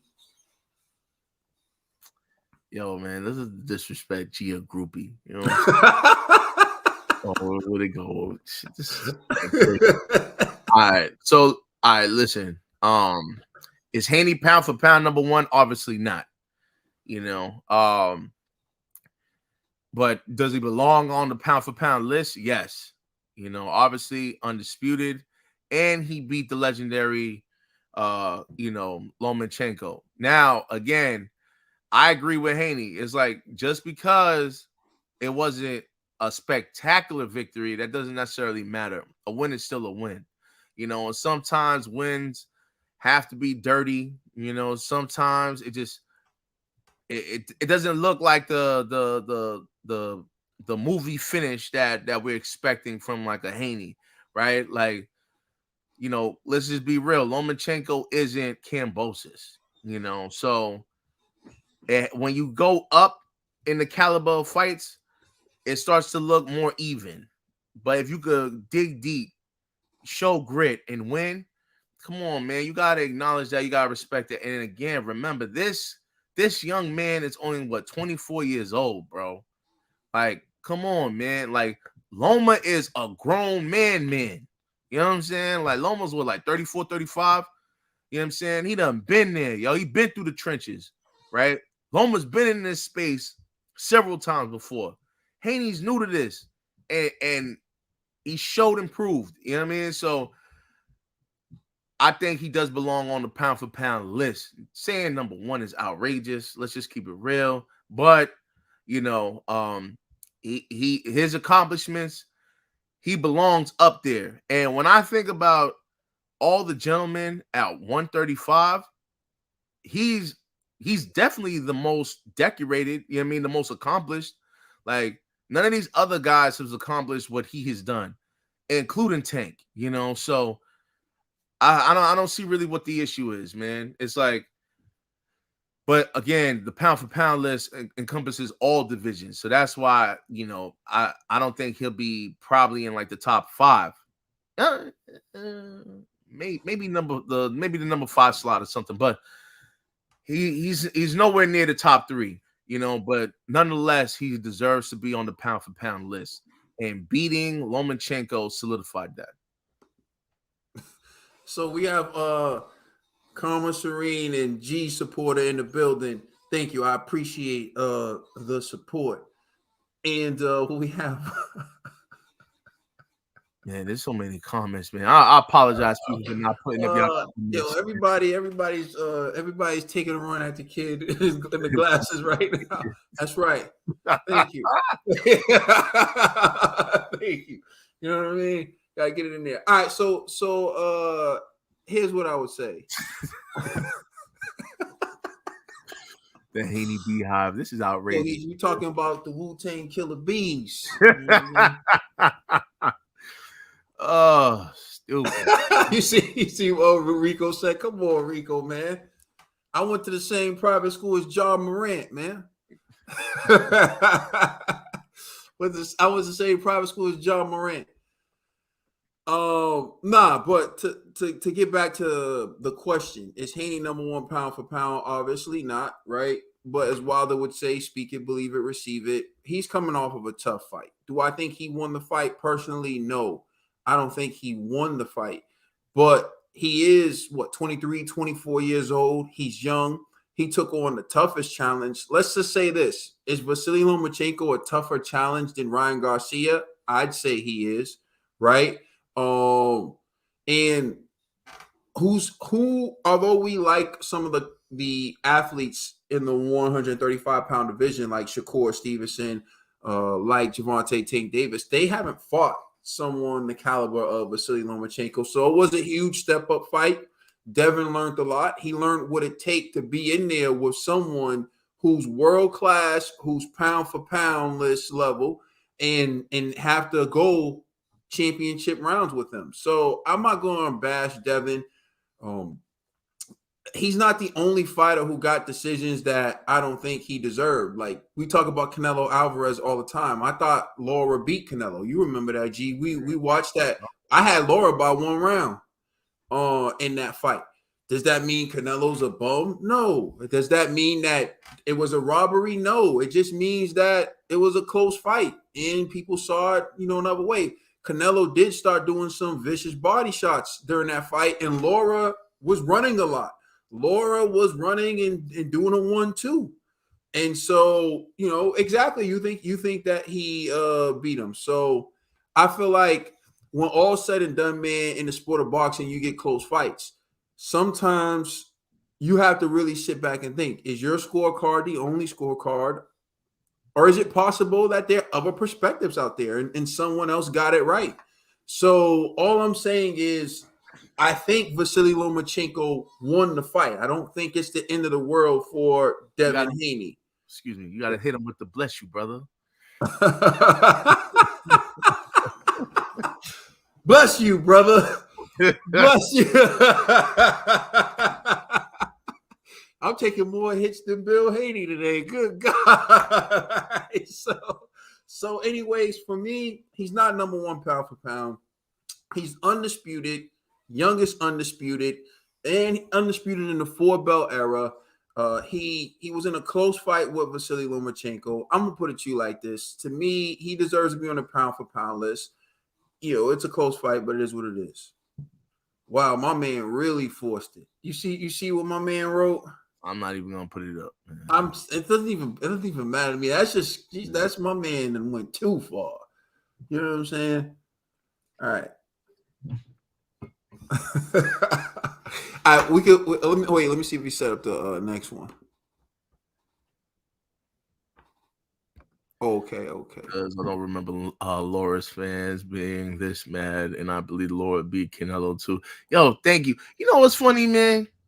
Yo, there's certain fights where I be like, yo, the other person won, and you don't hear nobody. Like Laura got violated when that happened. Like nobody was showing Laura any love. And I'm like, man, Laura won that, you know? So I'm like, I appreciate brothers is coming out making this acknowledgement now. You know what I mean? But back then, I'm telling you, and I'm going to be real. And this is what it hurt me when I'm hearing Timothy Bradley, and I rooted for Timothy Bradley during that first Pacquiao fight because I thought he won that first one. And even he sounded like he lost. And I'm just like, yo, this guy here, man. You know, and I remember that fight caused so much issues in the boxing world. People who were friends was about to split up over that one fight. You know what I'm saying? Like, I'm telling you what happens in boxing all the time, man. People just view stuff so different from each other, man. But it is what it is. All right, I'm going to say this. The next person who says something about my attire, I'm taking your grandma's Social Security checks. The next person who says so, I'm taking your grandma's Social Security checks. No, I'm just messing around. All right, we can move on to the next topic. All right, so Vasily says Tio and Linares are better than Haney. And he also stated that he didn't believe that Devin Haney was pound for pound at the end of their fight. So we'll take a listen to what Vasily Lomachenko had to say, and then we'll react to it. So be ready, Ned, because I'm going to come to you first after this. Because I feel like it's time for you to go. Look at that face. Where does Devin Haney rank amongst all the fighters you faced in the pros? You know, Linares, Gary Russell, Teofimo. Where does Devin stack up?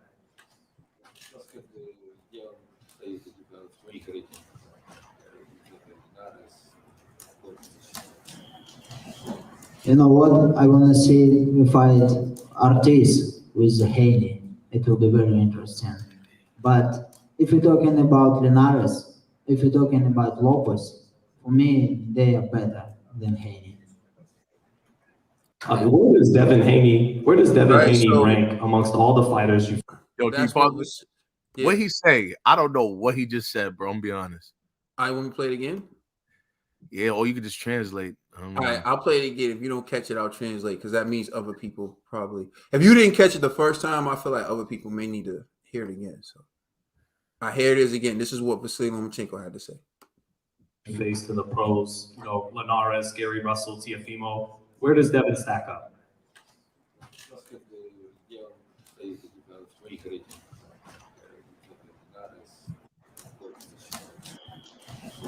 You know what? I want to see we fight Ortiz with Haney.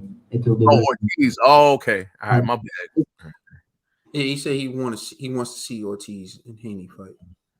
If you're talking about Linares, if you're talking about Lopez, for me, they are better than Haney. Where does Devin He Haney? said, but he thinks Jorge Linares and Teofimo Lopez are better than Devin Haney.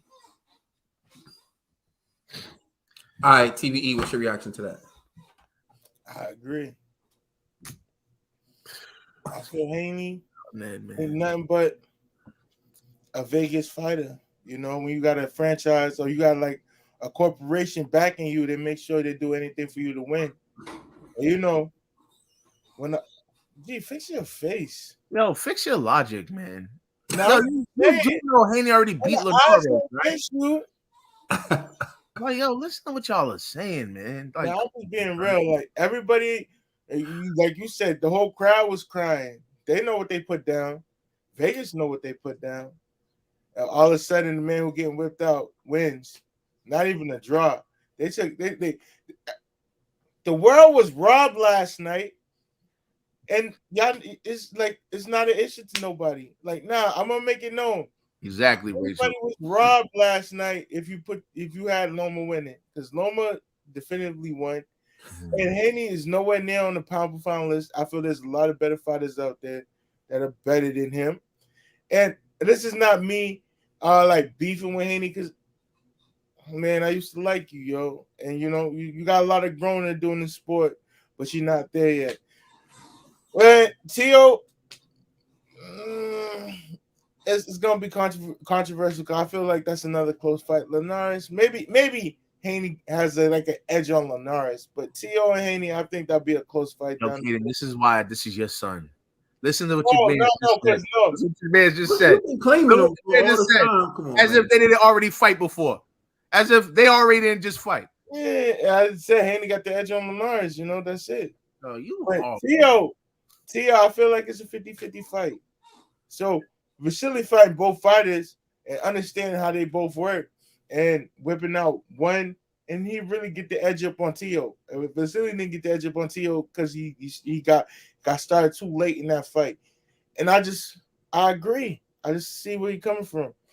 But G, I'm gonna get you on the next segment. This one, no, you're not. Yo, listen, you need the next segment. Yo, I'm waiting for this one. You need to attack yourself. You need to attack your own reasoning right now. You know what I mean? All right, man. G, jump in there, man. What's your reaction? All right, listen. I'm not gonna lie. I actually agree with Loma on. I would love to see Haney versus Jermaine. I think that would be an interesting fight. You know, for the simple fact of I felt like Ortiz is like when it comes to angles, he's pretty good at the angles that Loma implements, but he's stronger than Loma and he's bigger than Loma. So I think Haney would have a lot of difficulty against Jermaine.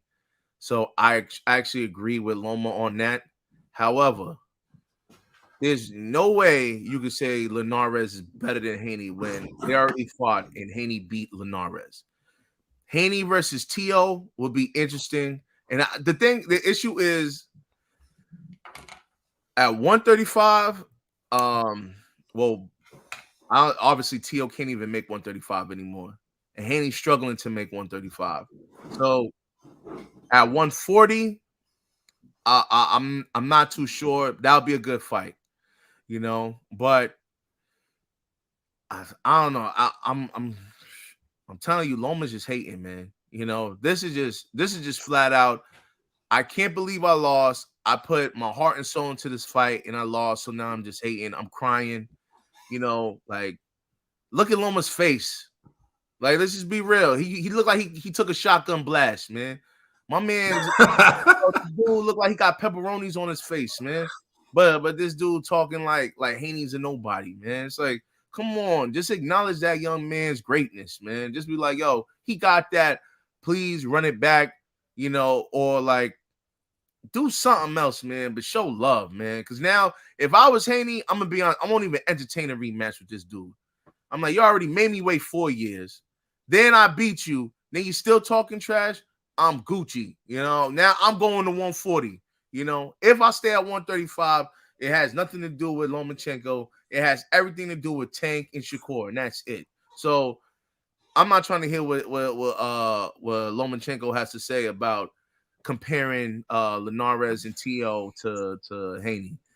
that just sounds like hater talk to me. So Andre Ward's freshly licked lips. Pause. Whoa, pause. Yeah, it's definitely Timothy Bradley's milk dud head. But answering this question, and interpretation, and again, when English is your second language, I'll give Vasily Lomachenko the benefit of the doubt that some was lost in translation. And I think he interpreted, because I saw people getting into it. I think he interpreted as for him. Who was the toughest fight for him? In that case, right, Jorge Linares may have been a tougher fight because Linares actually dropped Vasily, and Vasily had to get up to stop him, right? Whereas Devin beat him in a close decision, but he probably was never hurt in the fight with Devin like he was with Jorge Linares. So I think it's more of a translation thing. So I'll give him the benefit of the doubt on that. But if he's actually trying to convince people that Jorge Linares is better than Devin Haney, then that's absolutely ridiculous. And if he's trying to convince people that Teofimo Lopez is better when Devin Haney beat Kambosos and Teofimo Lopez lost to Kambosos and Devin did it twice, I think that he may be tripping. But if he's talking about the toughest fights for him, then I understand. So, all right, people aren't filling my glasses. All right, man, let me change them. They ain't feeling the sauce. You feel me? It don't matter what they feel. Do you care? Nah, hold on, Kaden. What you need to do is take those glasses and give it to Ned, because clearly I don't know what Ned be seeing in these fights. You know what I'm saying? So I saw what I saw. Yeah, I know. Salute to my man Trump Drago. You know what I'm saying? He know, bless you, brother. You know what I'm saying? My man. Oh man, dude's crazy. You know what I mean? Rachel said fair point though. You know what I mean? I don't know which points you're talking about, but exactly. You know what I mean? All right. Hold on. What we got next? I gotta set this up. Oh, the next topic. Oh, the next one's live. The next one is live. The next one, G know what's up. G know what's up in this one. This is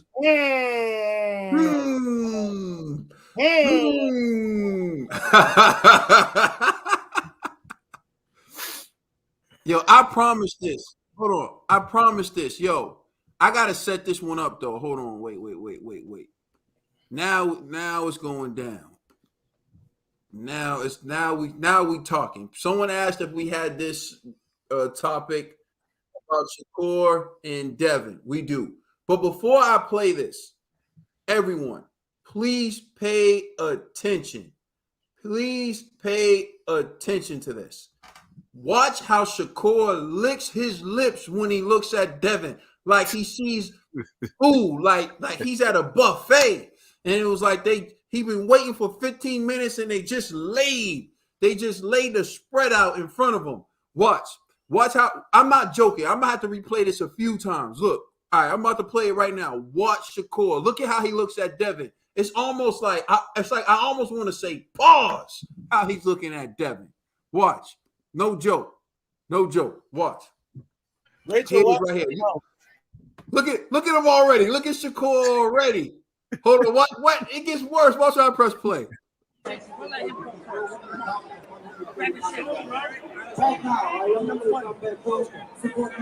now, bro. For now. Hey, for now. Oh, you look at this. Look at how he's looking at him. Come on, now, I'm not even joking. If body language, you know, they say like 90% of communication is nonverbal. Look at how he's looking at Devin. Like, oh my God, hold on. Watch him lick his lips. Come on now. Hold on, watch. That Rodman shirt don't help. You know what I mean?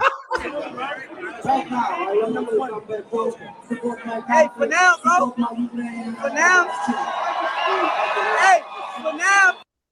That's like, you know, like when Shorty's playing hard to get, like, you can't get my number for now. For now. Yeah, you know what I'm saying?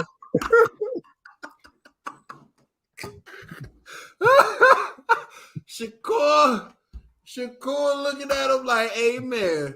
All right, so they asked Devin about fighting Shakur. Here's what Shakur had to say about. Here's what Devin had to say about fighting Shakur. Shakur Stevenson is the one person who continues to say your name. You got into the ring and you guys exchanged some words. What was said there, and do you see you and him crossing paths at some point? Yeah, I just said that I'm number one. I just let him know that I'm number one, and that's what he said for now. But right now I'm number one. So Bob ain't said his name. I didn't. Yeah, Bob hasn't said his name at all. Bob ain't said his name. My phone ain't ringing. But no, what's the name? Of course, I've been very vocal about that. Me and Shakur are on a collision course. Whether it's at 135, whether it's at 140, whether it's at 147, we're definitely on a collision course, and we're definitely gonna get it on when the time is right. One more for me. All right, so you heard what their response was. Oh, Bob ain't said his name. Oh, I ain't getting no calls. He get no calls. He in the ring. He was in the ring. Y'all ran out. My man, yo, listen, I ain't. All right, G, you know what? I'm gonna go to you first, G. I'm gonna go to you first, man. What's up with Team Haney dancing around Shakur? What was your reaction to all that? I mean, hey man, yo, listen, man. I'm gonna be honest. Yo, listen, hold on. Nah, let me be real. I'm just good. You see, this is where y'all go, oh, G's flip-flopping. I'm not flip-flopping. Yup. I'm just keeping it 100. Yeah, you are. Haney don't need to be fighting no Shakur at no 135, bro. That's a 100% fact. You know what I mean? Like, let's not even entertain that. I promise you, nobody wants to set up that fight. Bob doesn't want that fight. Haney and his pops don't want that fight. Shakur may be the only person that wants that fight because he's the only one to really benefit from that. But however, if he's smarter, he knows that would be a better fight when they get a little bigger at 147. That could be a mega fight for those two gentlemen. Right now, these guys are at the beginning of their careers, so the money's not really there. Right now, if Haney wants to stay at 135, he needs to fight Tank because that's the money fight. You know, Shakur versus Haney is not necessarily a money fight, so I don't see the powers that be really trying to make that fight happen. Shakur doesn't have that cachet as of right now. Now, but when it comes to like skills, I'm not even gonna lie, man. I'll have to lean towards Shakur on that one, you know. And so I'm just being real, man. Listen, my G23 picks isn't like, yo, I'm only picking this person. Like, he's that dude forever. It's more of when it comes to Haney versus Loma, I got Haney. But if it's Haney versus Shakur, yo, I'm being honest, man. I favor more Shakur, but I won't put the G23 stamp on that because that fight is so close, and I like both gentlemen. So I'm not too sure. That one's gonna be a difficult fight. But if somebody put a gun to my head and was like, you gotta pick somebody, I'm gonna have to say Shakur's gonna win that. You know, I'll just jump in and say this too. I don't view that as you flip-flopping. You know what I'm talking about, G, when I say you flip-flopping. When you act like a dude is the best in the division, you put your stamp on them, and then they get beat, and then you jump on to the dude who beat them. So I never heard you say Haney is the best in the division. Oh, all right, well, I never heard you. That just started off. I never heard you like stamp Haney as I never heard you. Now Ned claims that he heard this. I've never heard you say that Haney could beat Tank and Javante in these guys. I never heard you say that.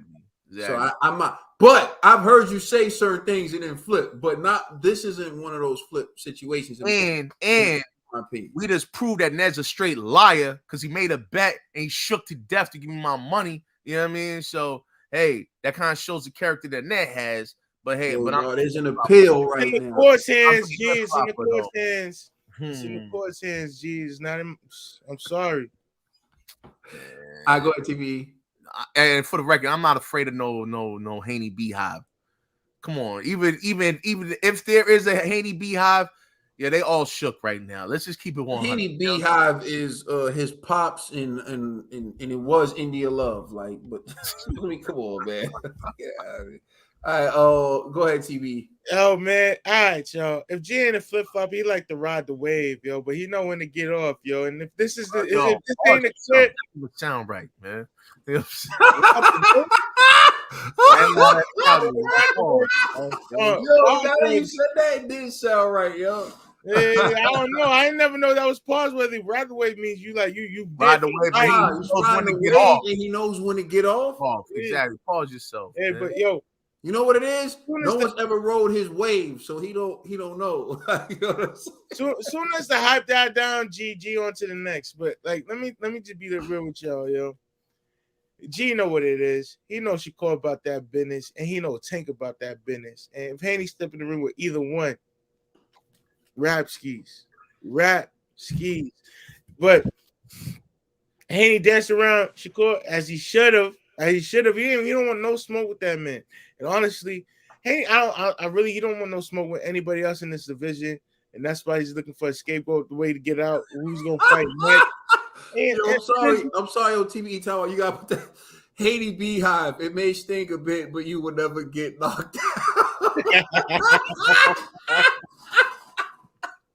I don't co-sign this. Oh man, they vicious in the comment section. Yeah, they're going crazy today. I ain't going crazy today. Bro, Tank won't take a 50-50 fight as he shouldn't. You know, Tank's the bigger draw, yo. Nobody, like, I'm gonna be real with you. A lot of people didn't care about the fight last night with Haney. Like, you know, when Tank beat Ryan Garcia, I don't think he means 50-50 split. He's talking about a 50-50 chance of him losing. Whatever. But man, 50-50, you gotta clarify that. I don't think Tank will take a 50-50. It says I don't think Tank will take a 50-50. Oh, Ned, man, I'm getting nervous. Go back to the comments. It says I don't think Tank will take a 50-50. That doesn't sound like him saying I don't think Tank will take a 50-50 fight. What do you think that means for real? A 50-50 split. I will take a 50-50 fight.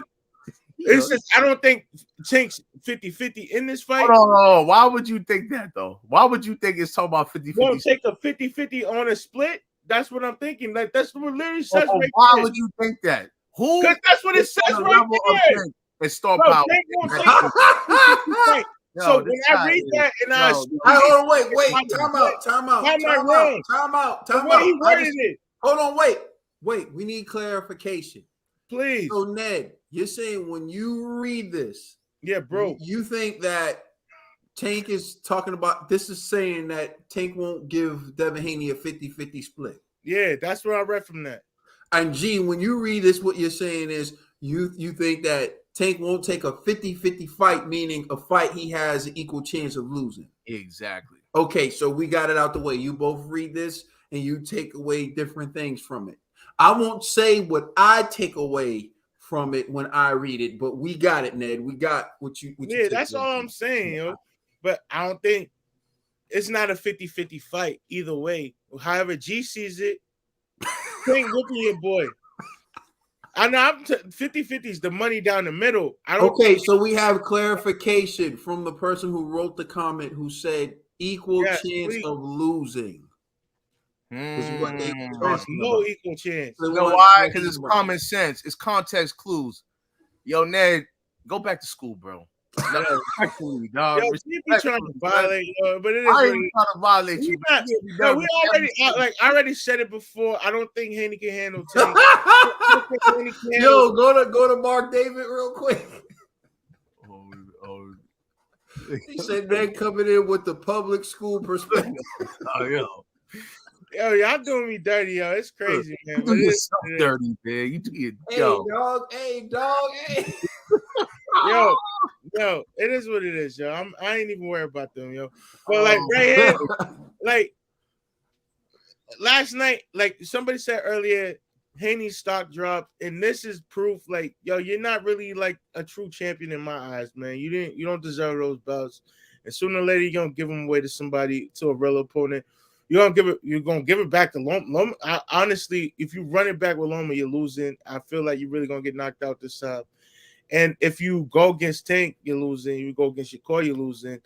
And if you move up, I don't really know how you're gonna handle big guys who got more power than you in another division when you're moving up and you're trying to gain weight. You think you could box with them, and they see that shit like you're fresh. They're licking their chops for you. So it is what it is. No matter who Haney faces after this, if it's anybody in like the top 3 in that division, he's gonna have a lot of trouble with them. That's all I'm saying. Look, man, I'm be honest. They don't want no smoke with Shakur. And the reality is Shakur is more risk than reward. So he's at that point where I feel like I remember before Earl Spence won a title, he used to beg Keith Thurman for fights.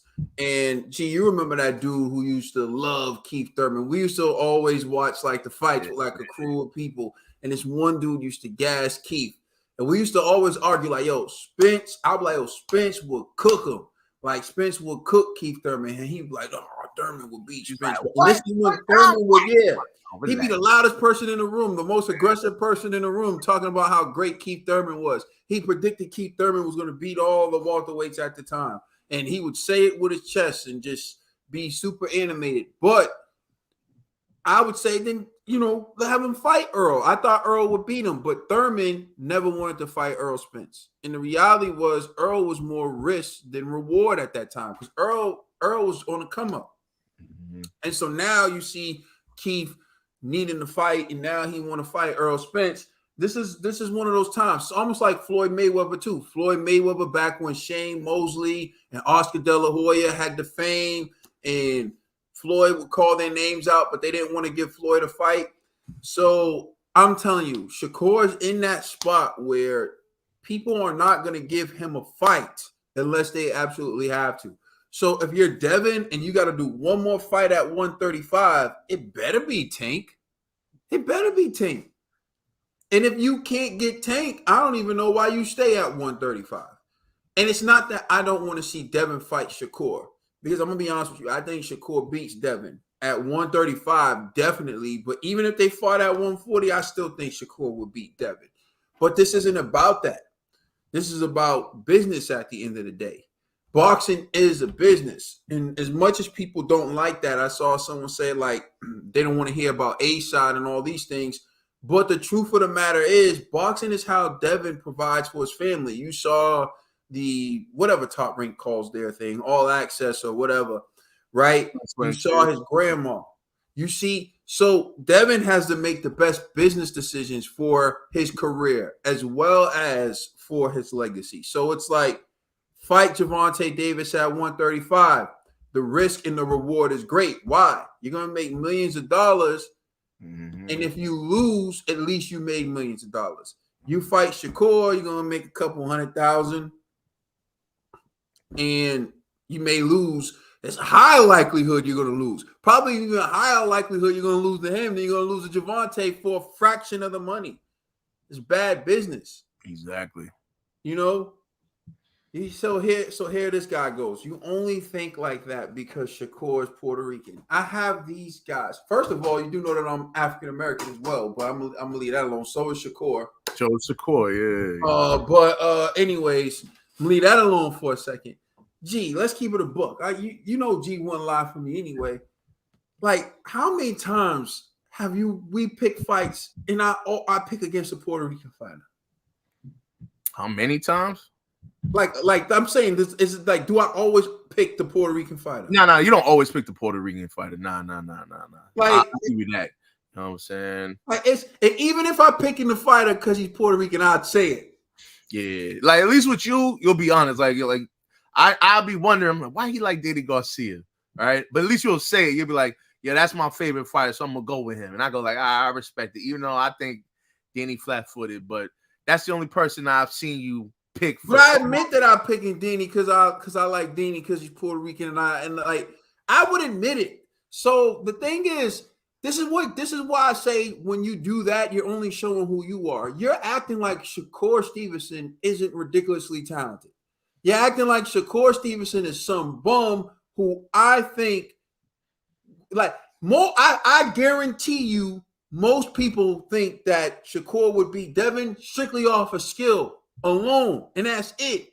Terrence Bud Crawford thinks that Shakur, and Terrence Bud Crawford, you're gonna tell he's picking Shakur because he's Puerto Rican? Like this is the stuff I'm talking about. Shakur like 5% Puerto Rican. These guys are crazy. All right. Anyways, the point I'm making is right. Oh, you hear this clown? You hear this clown? Which one? Man, these I comments said, Caden, you ain't African American. Stop. You hear this clown? Yeah, these dudes, man. You see me in person. I guarantee you I'm bigger, faster, and stronger than you. And you tell me where it came from. Asi Banjo. I don't even know how you respond to this name, bro. You know what I'm saying? I'm just saying, but these be the funny dudes. You see me, tell me when you seen a Puerto Rican my size, as strong, as fast, can do, bro. I guarantee I'd break your face.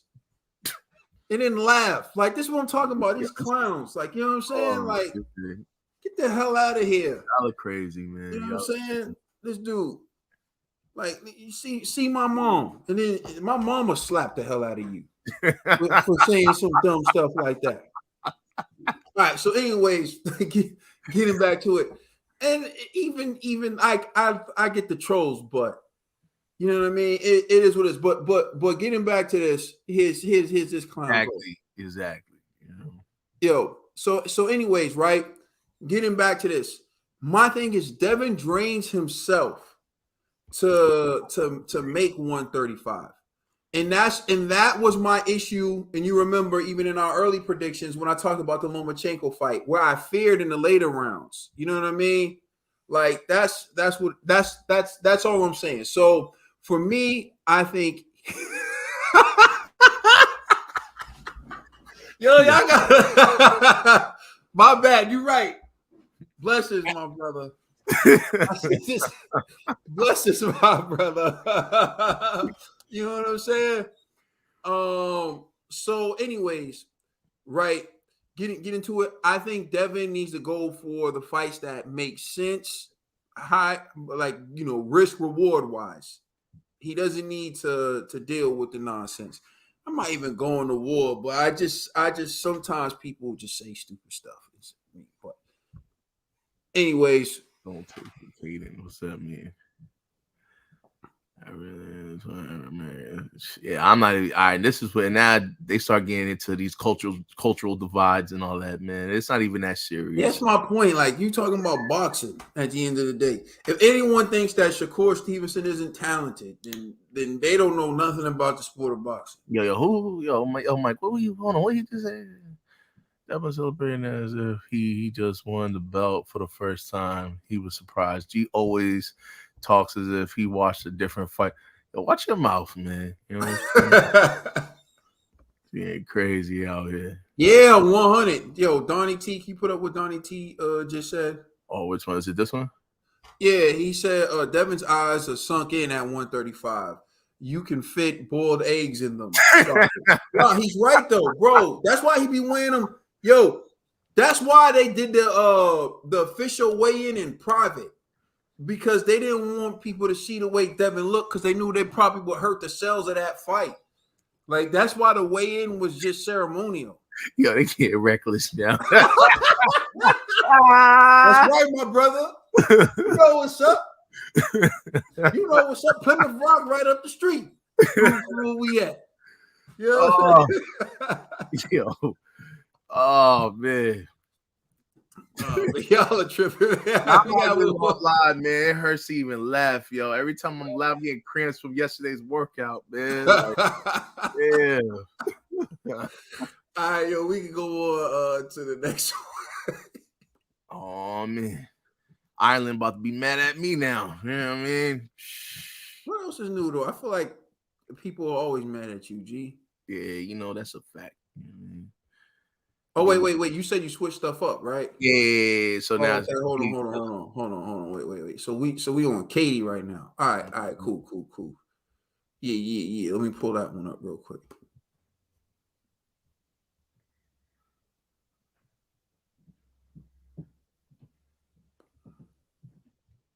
All right, here we go.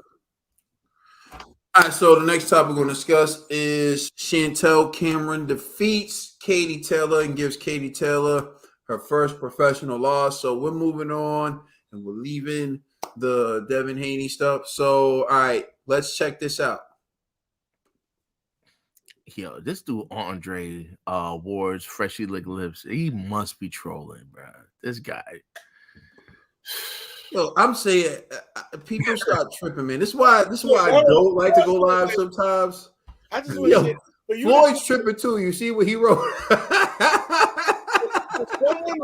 like troll like that, like pause yourself. Like you want to come on the internet act like that. That is just that's strictly weird. Like you get up out of here. That's crazy. All right, so we'll take a look at the decision being read, and then we'll discuss the fight. 95 even. Yeah.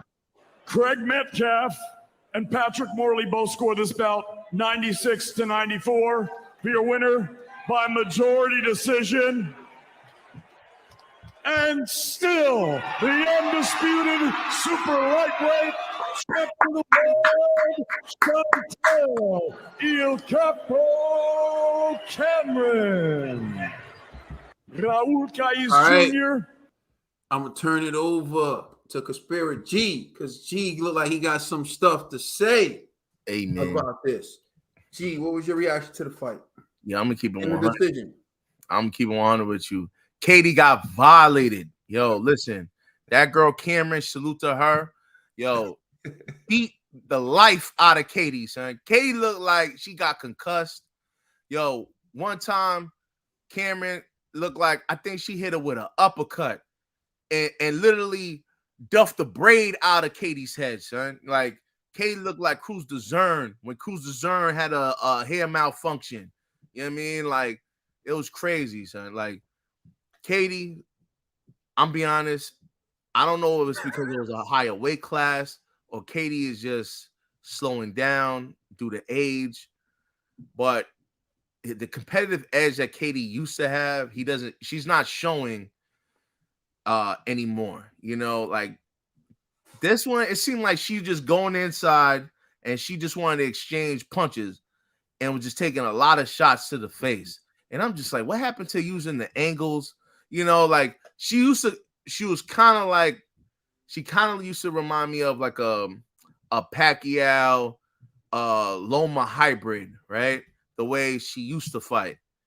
Now it was like she was just like, I'm just gonna get in the center of the ring and just start swinging, you know. And that girl Cameron just threw heavier shots. Katie literally looked like she was concussed. And somebody said Clarissa, I don't know what the hell Clarissa Shields was talking about that she thought Katie Taylor won. Katie lost. You know what I mean? And hey, if I maybe I know people because I kind of feel like people just play favoritism, right? Like they like Katie, so they're gonna root for Katie. Yeah. It was in Ireland and Katie's hometown, all of that good stuff. Yeah, all of that's cute. But the reality is this: Cameron did more damage to Katie. There was times where Katie did good. However, even on the rounds where Katie did good, it wasn't like, oh my God, Katie's smacking Cameron. It was like, all right, they're going back and forth, but who do you give it to, right? And it's like, I guess you could give some rounds to Katie, but for the most part, most of those rounds went to Cameron. So salute to Chantel. She did the real damage. And another thing too, if I was you, Katie, before you get in your next fight, you need to go holler at a Nigerian sister to do your hair. You know what I'm saying? Because I think the reason why your hair got messed up because that old white guy in the back was doing your braids. Come on, son. You can't be doing that to yourself, you know? So get yourself right. You'll be all right, you know? But I'm going to say this. Get out of that weight class. I think this weight class is too much for you. I think you got to go back to the lower weight class because I kind of think maybe it's the weight itself or it might be time to consider retiring because you're just not the same athlete like you used to be. And I'm telling you, it looked like somebody needed to check on her, man. I'm beginning to worry about her health because it literally looked like she was concussed. She looked like dizzy standing up. She looked messed up, man, and she's taking too much unnecessary punches to the You're talking face. about the end of the fight, right? Yeah, it's like she did look can't kind be of hurt. like, yeah. Yeah, I think she's gonna have to start taking at least if you want to continue with the boxing career, take some time off. You know, like I understand you're like the face of women's boxing, but everyone needs a rest once in a while. You might want to just take some time, like maybe now I'm not gonna say a whole year, maybe a whole year. Who knows? You know, but I think she needs to just stay away from the ring for a little bit just to recover. You know, I think she's doing too much to her body, you know. But yeah, man, like Katie's still a legend. It's just that girl Chantel, she clearly wanted it, and I'm happy that the judges made the right decision. I don't agree with the draw at all, you know, but I agree with the other two judges that had Chantel win it. TBE. Man, when you carry the torch for so long, you know, defeat is looming. You know, that's all. And Katie Taylor at 36 years old, she dared herself to be great. She went up a weight class and she didn't take on like Joe Schmo. She took on is Chantel the undisputed champion? Yes, sir. Yeah, so she's undisputed. She took on the champion of the next division and got outclassed. And at 36 years old, I'm not like unpleased with her performance, but I'm like she's getting older in the sport, and I'm not upset by the decision. She lost. She clearly lost. At one point in the fight, I'm like, do they got a stunt double in? Like, because you know, you see hair out and everything, and you see Chantel literally knock their braids out, and I'm like, she get you. That's how you know somebody losing a fight when you change your hairstyles. Like you turn into another person. So it's not Katie's lost. Like it's not like Katie's terrible now. It's just she's getting old. She fought a younger fighter, and she fought a younger champion in the next division. So it's nothing to be mad at. It's just she was trying to be great, and it happens. You know, Canelo went against Bivol. Canelo's not bad. He just used the wrong strategy in that fight. But Katie, I just feel she doesn't got that jab. She don't got the pep in her step no more, and she's literally on her way out. I say in the next fight, she probably got 3 fights in her. But I say after her next 2 fights, she should call it quits. Keep it pushing. So I thought it was a closer fight than you, G. I scored it 96-95 for Cameron. So I do think that she pulled it out and she deserved to keep her titles. However, women's boxing, man, it's very difficult to score sometimes when with the 2 minutes. And I feel like when you have fights like this, it limits the amount of work you have to make a decision on who won the round. But I also feel like it makes every close fight feel like a robbery, right? So in this case, I don't think it was a robbery. And I don't think many people are saying it's a robbery, but you do have some people who feel like Katie Taylor probably got the raw end of the deal. I had like one real close. I had one 10-10 round, which was a third round. And I don't like to do 10-10 rounds, but when I listen to you guys on a different platform, Apple Podcasts, but just wanted to pull up right quick to hit the like button. It'll help the algorithm, help with the algorithm. Much respect. Thank you, man. Thank you for listening to the podcast, which is out there on all major streaming services. G does a great job with the podcast. So check us out on the podcast. But yeah, real quick, if everybody could hit that like button, that'd be much appreciated. We appreciate y'all. One love. All right. Yeah. I don't know if you recall, but I've been saying this before the Amanda Serrano fight. I said I'm starting to see slippage in Katie, right? And normally I think the old Katie would dominate Amanda Serrano, but because of what I've been seeing from Katie from fight to fight, I pick Amanda. And Amanda dominated the first half of that fight. Was a close fight, debatable fight. We've had that. But then Katie's performances after that fight, she just wasn't the same Katie. And you pointed out, G. I feel like last night showed that Katie Taylor is not the same. Katie Taylor is not the same. And I said before, I fear she's going to get into a fight with someone and they're going to beat Katie. But Katie's been fading. They're going to get the name. They're going to get the adulation. They're going to get the respect of, oh, you gave Katie Taylor her first L. But that's not the Katie in her prime. That wasn't peak Katie. Don't get me wrong. It was a very good Katie. And Chantel's face showed that Katie's no chump, right? But the reality is it wasn't the best version of Katie Taylor. And I don't know if Katie is good enough to beat the elite fighters anymore. And that's the reality of it. I don't know if I would throw Katie Taylor in the ring with Alicia Baumgardner.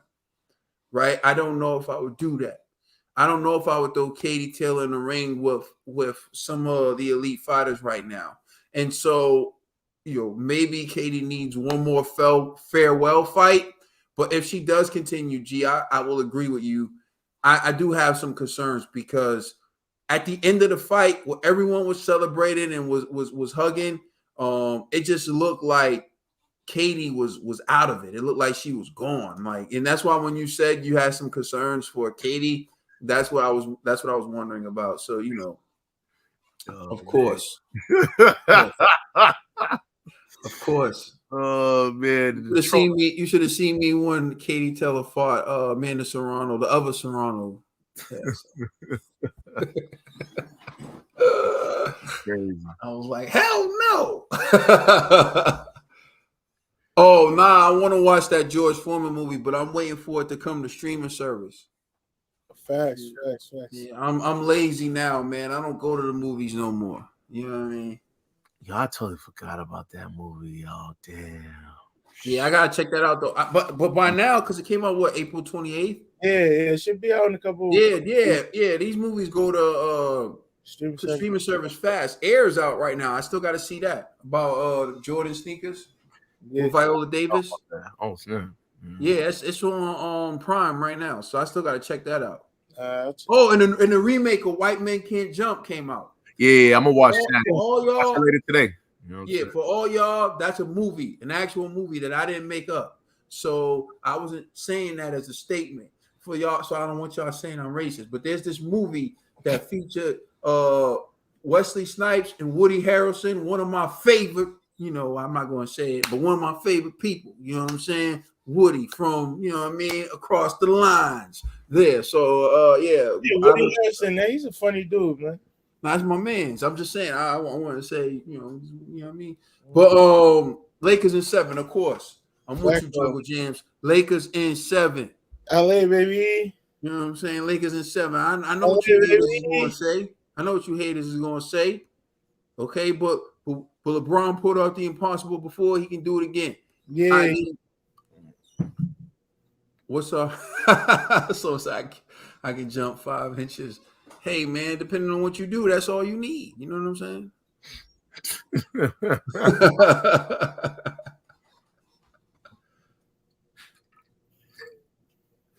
All right. Yeah, what's the next one? Yeah, the next topic is Conor Ben. Gosh, Brooke. Yeah, let me pull this up, man. Conor Ben and Kell Brook got into a skirmish.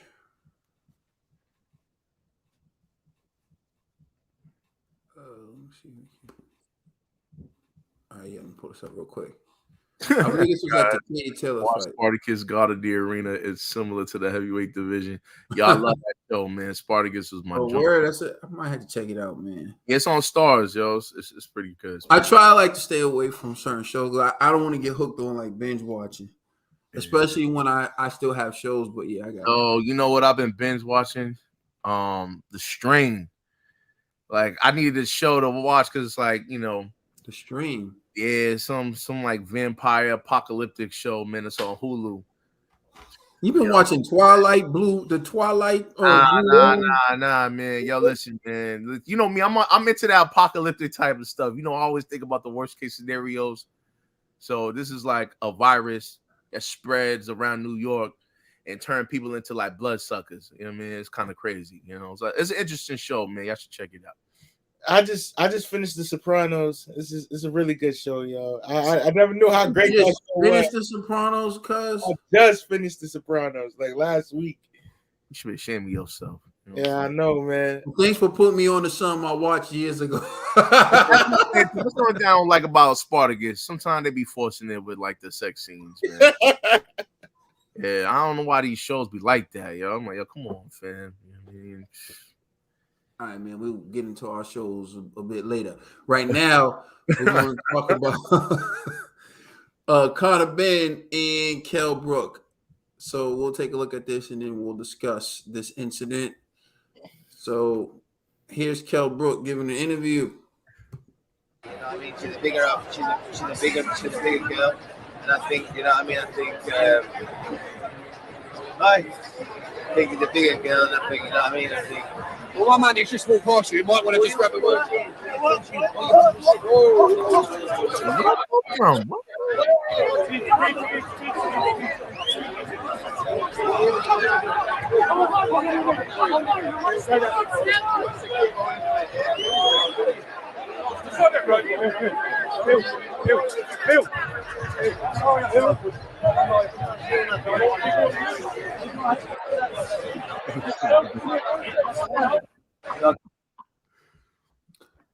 So you saw Kell Brook was giving an interview, and then you saw Conor Ben came walking by, and then all of a sudden there was a little bit of a commotion going on. So I'm gonna turn over to you, TBE. What was your reaction to that? I said, Kell Brook, come on, don't play around. I don't know why you ain't retired yet.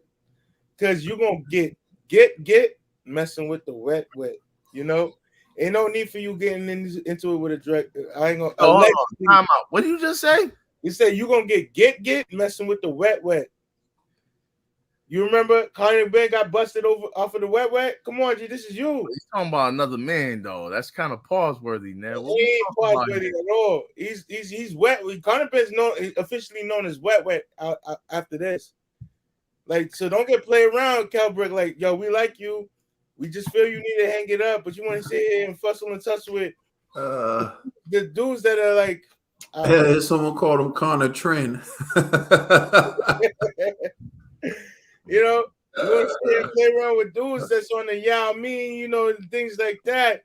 But, you know, come on now, yo. Come on. Pause. Happy now? Yo, pause. Yo, now you're a wild dude, yo. I'm just saying. You know, but yo, Kell Brook, you don't need to be tussling, bustling with these younger guys, man. I don't think you got it in you no more. And you know, yo, exactly. Facts, Donnie. I'll never call another man. Yeah. You made them boys. Oh, this is crazy, yo. This dude, I wasn't trying to violate, but you know, yeah, Conor been on that stuff, yo. So you gotta be easy, yo.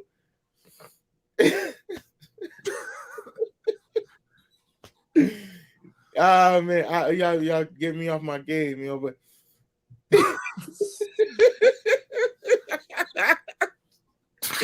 yo, these comments is coming through crazy.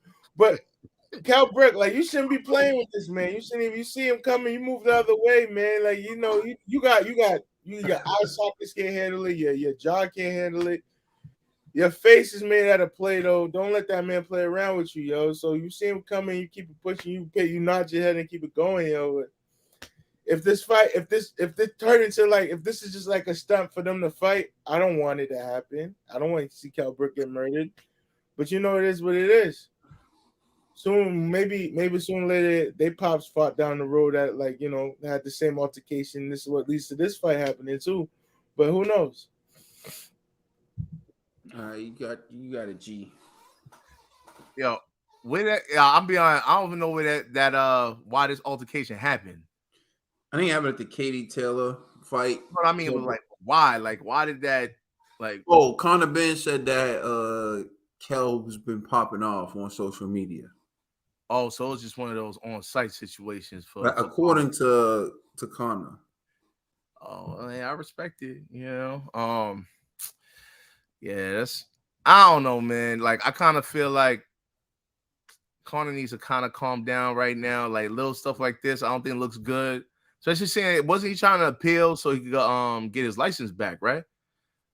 Or did he already get? Yeah. He's been doing crazy. Can you do me a favor though? Can you put up Andre Ward's freshly licked lips? Pause. All right. So he wrote Connor Eggs Benedict. But yo, a good one is Connor been a dick. You know what I'm saying? That's a good one too. All right, I'm sorry. Go ahead, bro. Go ahead. Back to you. Oh, it is. Salute to my man over here. Yeah, we do need more live. I actually like the live shows. They're pretty funny. You know what I'm saying? But no, that's a good point. It's staged. It could be, man. I'm gonna be honest, man. When I see stuff like this now, I be wondering, like, is this just to promote a fight, yo? Because I'm like, yo, Kell Brook, bro, you're retired, yo. Like, if Kell Brook's still fighting, man, this is shameful, you know? So, I don't know. It's like Conor Ben picking on old men now. It's not cool, man. Like, it's whatever. You know, maybe if this was like 10 years ago, I'd be like, oh, all right, this seems interesting, you know, because I ain't gonna lie. 147 back in the days, Cal was like my guy, you know. But that's a long time ago. This dude's done for, you know. You're right. Kel was nice until he decided he's gonna move up 2 weight classes to fight. His foolishness went to test Triple G. That was a no, you know. But you know, this dude was great, you know. But I don't know, man. I'm not really excited for this fight, and I feel like these are like those little cheap WWE antics to try to get people excited over like a foolish payday for Conor Ben, man. So I'm like, if I was Eddie, man, I'd call Conor like, yo, relax, man. We thinking way beyond a Kell Brook, yo. Like, respect yourself, man. You know, but it is what it is. It looked like Conor Ben, the new Jake Paul. He want to fight all the old. He went with, remember who did he fight? He fought what's his name? I see his face. Chris Algieri, old Chris Algieri. He fought what's his name? Something Vargas. He's old. Samuel Vargas, I think. I'm not even going to waste my time going to Conor Ben's box rack. now he wants to fight old Kell Brook.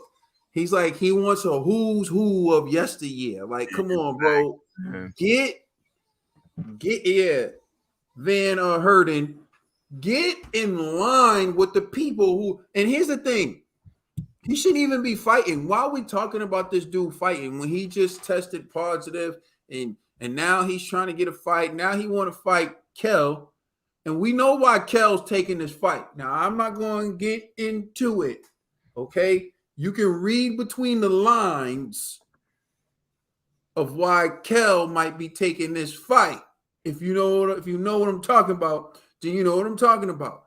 So I don't want to see him fight Kell. If he was going to fight someone, I want to see him fight, a challenge, someone who's active, someone who's getting it done. At this point, Conor Ben might as well fight Jake Paul. That'll be entertaining. He might as well fight Jake Paul. Conor Ben versus Jake Paul. That should be the next fight. You know what I mean? The way he's moving. What KSI? He can fight KSI. He can go misfit boxing because he's a misfit in boxing. So he might as well go to misfits boxing. Like, for real, I just don't understand what the hell's going on. Like, this dude Conor Ben, I don't want to hear from Conor Ben. You know what I'm saying? Unless he's making, I don't even, Conor Ben is bad. I'm not gonna lie. It's been like for 2 months ago, every time I went to buy eggs, I thought of Conor Ben. Like, yo, what if these eggs are contaminated? Like, you know what I'm saying?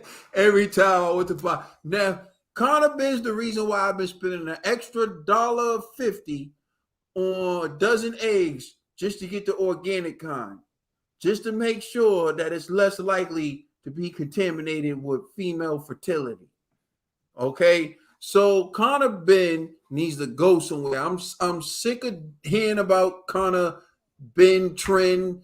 I'm sick of this dude, man. Like nobody is the game's not crying for Conor Ben. And it seems like Conor Ben does everything he can to keep his name in relevant in the news for or to keep people talking. He go on social media, he posts something. He do this, he posts something. Oh, he's supposed to be fighting this guy. He's supposed to be fighting Manny Pacquiao. Yo, 100, bro. It's crazy. You gotta spend the extra money though. Cause I don't want to get a positive drug test. You understand what I mean? Like I just this is crazy. This is crazy to me. So when you think of Conor Ben doing this to Kell Brook, it does seem a bit staged because it's like, out of nowhere, you just come walking by and you do that. Like, yeah, you need that boar meat, Mexican beef, 50 eggs. Oh, that tea. Oh, yo, you be shredded. You be a natty like Michael Hearn. You'll be shredded like Michael Hearn, Simeon Panda. Yo, that's the secret to the natty body right there. The super shredded natty body right there. Anyways, I honestly don't really care about Conor Ben versus Kell Brook. I think, for some reason, Eddie seems to really be putting effort into getting Conor Ben a fight. I don't know if they thought or if they invested something in Conor Ben and they need to try to make good on that investment. It just seems like they trying real hard to push Conor Ben on the public, and the public's like, oh yeah, don't forget that nasal. Yeah, we need that nasal spray in there too. You know what I mean? Last week he was crying in Guadalajara, and now he's attacking Kell Brook for no apparent reason. It's roid rage. You might be right. Probably is.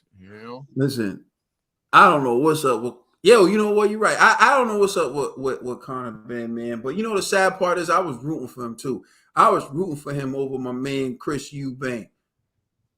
And I don't know, man. Now I feel bad. My man,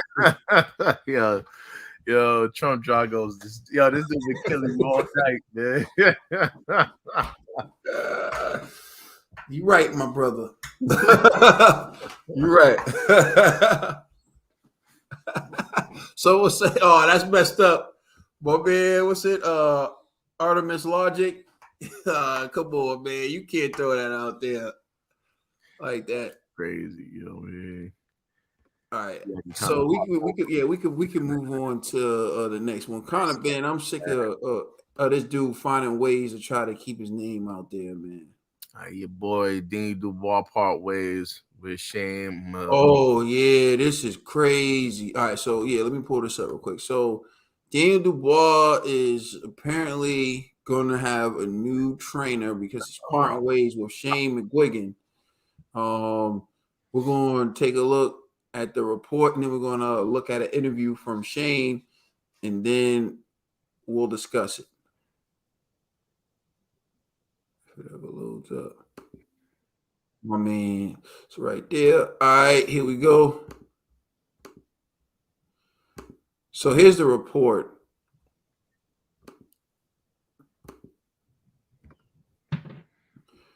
All right, so it says Dubois and McGuigan set to part ways. It's been reported this morning that Daniel Dubois has split with trainer Shane McGuigan and is set to appoint Don Charles as his new head trainer.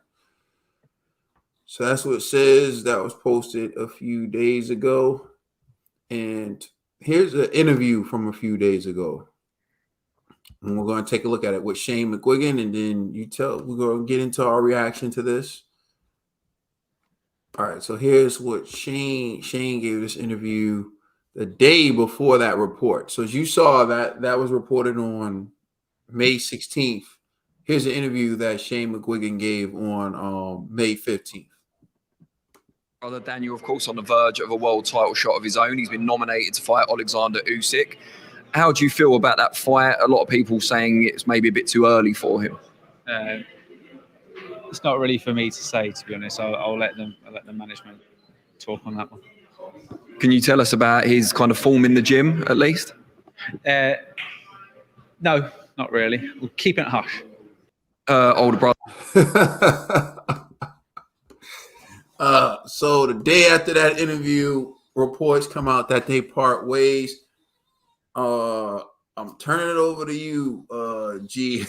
What's your reaction to the interview and then them parting ways? We don't want to spread rumors, but what do you believe may have played a role in that? Go ahead, G. Man, I think his trainer thinks that Daniel Dubois is trash. So respectfully, it's probably like Daniel probably really wants to take that Usyk fight, but his trainer's probably like, yo, you're not ready. They probably had a little fight about that, and then he's just like, yo, he's like, yo, you want to do it, you're gonna have to do it without me. And then Daniel should say less. So they just, you know what I mean? But I don't know. It don't seem like my man look like bothered at all, to be honest. It's looking like he don't really believe in Daniel like that. So I don't know, man. That's what I think. I don't think he actually sees really a bright future in Daniel. So, it's just certain guys. It's like, yeah, you have raw talent, but when it comes to elite level, not so much. So I think the trainer's probably like, whatever. You want to dip, man, and dip, All right, TBE. That's what I agree with G, man. I feel like the trainer wasn't confident. They had there was like, they're going back and forth in training camp. And it's like, yo, I feel Daniel Boy feels like if you're not really like, if you don't believe in me, then you can't train me. So he wants a trainer that believes in him. But we all know what's gonna happen if he fights Usyk, man. Daniel, you young, but you're not there yet. You're not ready. And what was that, like an R. Kelly remix? You're young, but you're not ready. Like, what was it?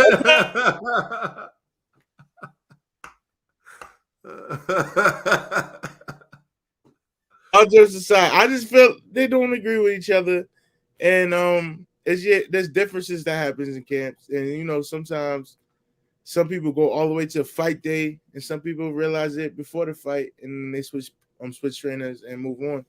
So at least it's not messy as it could have been. But Daniel, I hope you find your the person who could develop your skills into what they are, what they're supposed to be. Listen, man, I don't care what trainer he get. Listen, I don't even want to know the odds for that fight. That fight's probably going to be like at least 20-1. Was it like the cruiserweight Lorena came up and was about to cook Daniel Dubois, and Frank had to like wire him like some money like instantly to stop him from beating Daniel Dubois? Like, I'm just saying, man. I don't see it. Like, you know what? If Daniel Dubois does beat Usyk, oh my God! Remember how when Kambosos beat Teofimo Lopez, everyone, like when Vasily was the man, people were hesitant about fighting Vasily. Like Javante was hesitant about fighting it. So right, but once Kambosos got the belts, it was like everyone was calling his name. Everyone, Kambosos was like taking interviews to pick the guy he wanted to fight, because all of them was throwing their name out there like, yo, Kambosos, man, pick me. You never seen someone have so many options. I never seen an undisputed champion with so many options like Kambosos. Well, disputed and undisputed at the time. But anyways, right? You look at this, if Daniel Dubois beats Usyk, not only will it be a major upset, but every heavyweight in the world will be like, come on, man, pick me, man. Tyson Fury will bring his, Tyson Fury will be like 90-10. You take 90, I take 10. Just to make the fight. Like, yo, I'll tell you, everyone will be throwing themselves at Daniel Dubois if he was to pull off the upset. Joshua will be trying to get in there. Wilder will be trying to get in there. Joe Joyce will be like, you want this rematch. So it's all wishful thinking at the end of the day because I don't see any way. Rahman did beat Lewis, so there's a chance. You know what though? I remember that Hakeem Rahman fight, and I remember the build-up. And I don't know if you recall this, but Hakeem Rahman really got under Lennox Lewis' skin in the build-up to that fight, like in the interviews and the talking and everything. He really got under Lennox Lewis' skin, and Lennox really was like, all right, you know. And other thing I remember was Hakeem Rahman came out to Ain't No Sunshine, DMX.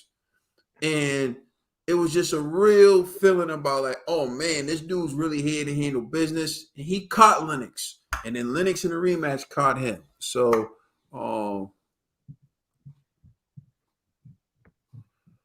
mean, I think it was a mutual. I feel like they both decided, like, yeah, it's not working, so we're gonna just part ways. yeah, I think like what G said is probably the most likely thing. I think Shane probably felt like you're not ready for Usyk, and he felt like, yo, if you don't believe in me, then it's probably best that I get someone who does. Like, you know. Yeah, because they keep talking about if Daniel Dubois doesn't take the fight with Usyk, they're gonna let Wilder fight Usyk. I'm like, why are they talking about Wilder if Daniel Dubois has a shot? Unless Daniel Dubois and his team is having cold feet, you know. So show must go on. You know what I mean? Hey man, sometimes man, you gotta take your shot when you take your shot. I understand where Shane may be coming from, but at the end of the day, he's in position. His time's now. He gotta take it. So people are saying that Daniel Dubois' sister is better than him. All right, so we can move on to the next one. Yeah. Oh man. Oh geez. This right here. This is crazy, man. Yeah, this is the last topic too. You know word? Yeah. Oh yeah, it is. It is now the last topic. All right. So the last topic we're going to discuss on Boxing Bros is the Andy Ruiz drama. Reality Ruiz. That's what we're going to call this.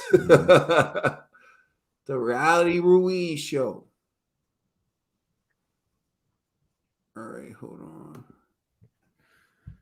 All right, so we're going to take a look at this and then we're going to discuss this.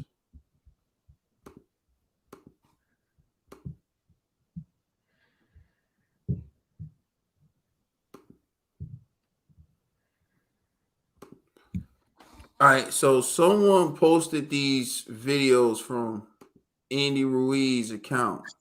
He looks so jolly. All right, let's get it.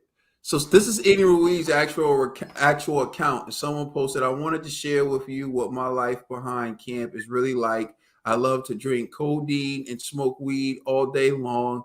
I also love purchasing prostitutes. After this is going on meetings to clean my blood, to make sure to come out clean when VADA comes to my training camp. So, yo, hello? Yeah, that's just true. I just need it true. Go ahead. Okay. So you see like this stuff right here. Now we're gonna play the video.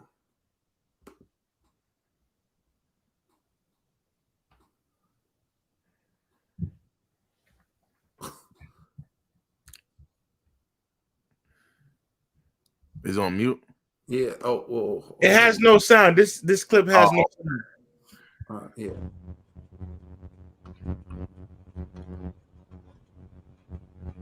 It's weird. It's weird how this clip works, but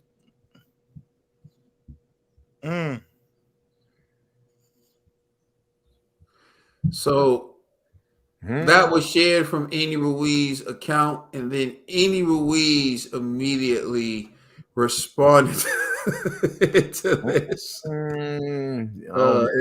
Here's snitched on himself. You know what I mean? Here's what Andy Ruiz said. Hold on. That's an evil person. All right. So if you take a look, it's the same name. And Andy Ruiz comes in. And look at Andy Ruiz sweating like he's working out. He is working out. He is? All right, good. Yeah, you on a trip? I'm about to say, this man's sweating like... All right, here we go. Twitter got hacked by this bitch that I know. and she's just mad. She's mad because I'm happy. She's mad because I'm with my girl, but I didn't post anything. You know, that's an evil person to be fucking sending you and putting stuff out there. Like, if she's trying to ruin my career or what? Like, you can never do that. God has bigger plans for me than be fighting with that fucking little girl. I just don't like people trying to make me look bad or trying to tell people to hate me or that I did this, I did that. That's all bullshit. I thought she was gonna find a new man to be like, you know what, fuck Andy, I'm gonna go with this other guy and live my life. But nope, it wasn't like that. What else can they put online? Fucking sex videos that I've had on my phone? Shit. Do you guys want to see that? That was Julie to post that shit. All the sex videos I had, if it's from her or other people, I just went. What My in Twitter- the hell is going on? Only Fan Ruiz is done lost his mind. Yeah, we just lost Trill. Oh, man. Oh, well. Yeah. So, all right. TBE, what was your reaction to that whole Hey, rant? man. All that you can say what you want. You filmed that. You let her record you. You film yourself doing these activities, and now you're trying to say she's spiteful because you broke up with her. But are you not guilty? You didn't say no. That's all I'm saying. Andy, Yo, put up Super Sadonics car.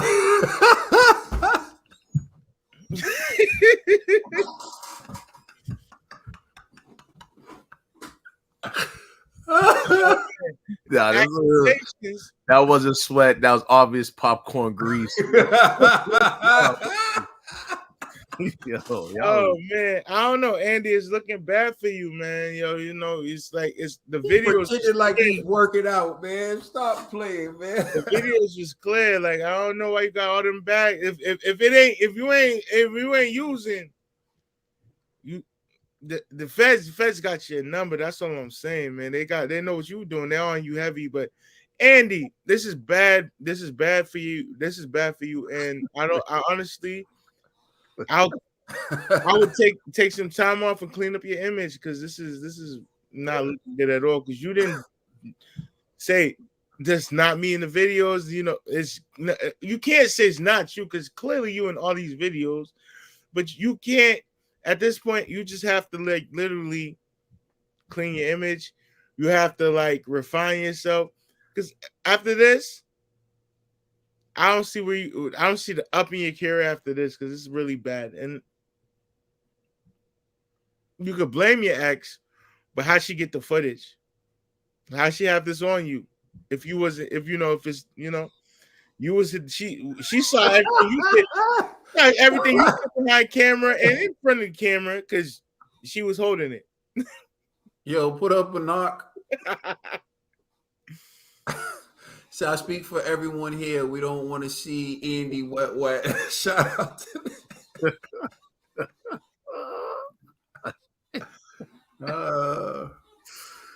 oh man. Yeah, Nate. Oh, I'm good. No, that joke just took me out, yo. But Andy wet, that's funny. That's crazy. All right, go ahead, G. Yeah, all right. So this, I hate to say this is my conspiracy hat again, but when Wilder said, yo, all of these dudes is cheating, you know, people were looking at Wilder like he a hater. Remember, I still remember when he called out Fury. Fury called him a rat. And I'm just like, why would you call somebody a rat? You know what I mean? Now look at this. Andy done snitched on himself.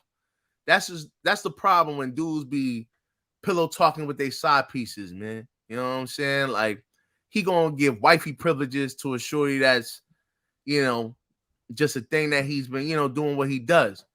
So he messed the game up. So then now she putting him on Blast Street. That's his fault, you know. So I don't feel bad because his pimping's out of order, you know. But Andy, man, you're gonna get past this. I hope they do investigate you though. And Vada, come on, man. Y'all gotta do something to catch these fighters. Cause I'm like, if in fact he is cheating, and he's finding ways to beat the system, that means the system must be messed up. So they just gotta do a better job of catching these fighters. I don't know if you gotta show up to their gym random, without notice, random checks throughout the year. Like, I think what they do is probably like during around fight time. That's when they start doing tests. But during around that time, that's when these guys, are doing whatever they got to do to remove it out their system. Maybe you should just make these guys stay on VADA testing year round, to make sure that none of these guys are cheating, man. So it's just, I don't feel bad at all for Andy. And another thing too, now, this is just me personally. I don't like when guys, like, if you going to do your dirt, cheat on your wife, whatever, man, and just do that. Stand on that. But don't do your dirt and then be talking about God and everything. I'm like, yo, come on. Yo, that's just, I don't know, man. Like, stay humble, man. Like, I don't think God wants you fornicating, man. You know what I'm saying? So, but hey, what do I know? I ain't really religious like that. You know what I mean? But I just feel like, Andy, you got caught. You should kind of fall back and try to figure this out. I felt like that video, that him trying to justify it, he's thinking it's like a laughing matter. That kind of shows the maturity of Andy Ruiz, but I'm not surprised. This is the same guy who inherited the world and then threw it away for a couple of Snicker bars. You know what I'm saying? So, like, the guy's just not that smart. You know what I mean? But hey, who knows, man? I'll say this. I do feel bad for his family, though, for his kids and his wife. I feel like that is embarrassing, especially for your wife, especially for guys, man. I be feeling like once you become a millionaire, bro, you can't be embarrassing your wife, man. Remember, it's cheaper to keep her because it don't matter what state. Shorty gonna leave with half your stuff, you know what I mean? And leave with your kids and get alimony and child support. So it ain't even worth it, man. Unless you get one that makes more. Yeah, which I doubt. You know what I'm saying? For Andy, out there. They out there. Not for Andy, So Andy, for Andy. Maybe for Andy. You never know. Andy might be able to get him one. He ain't got the sauce. You know what I mean? You better do what you gotta do.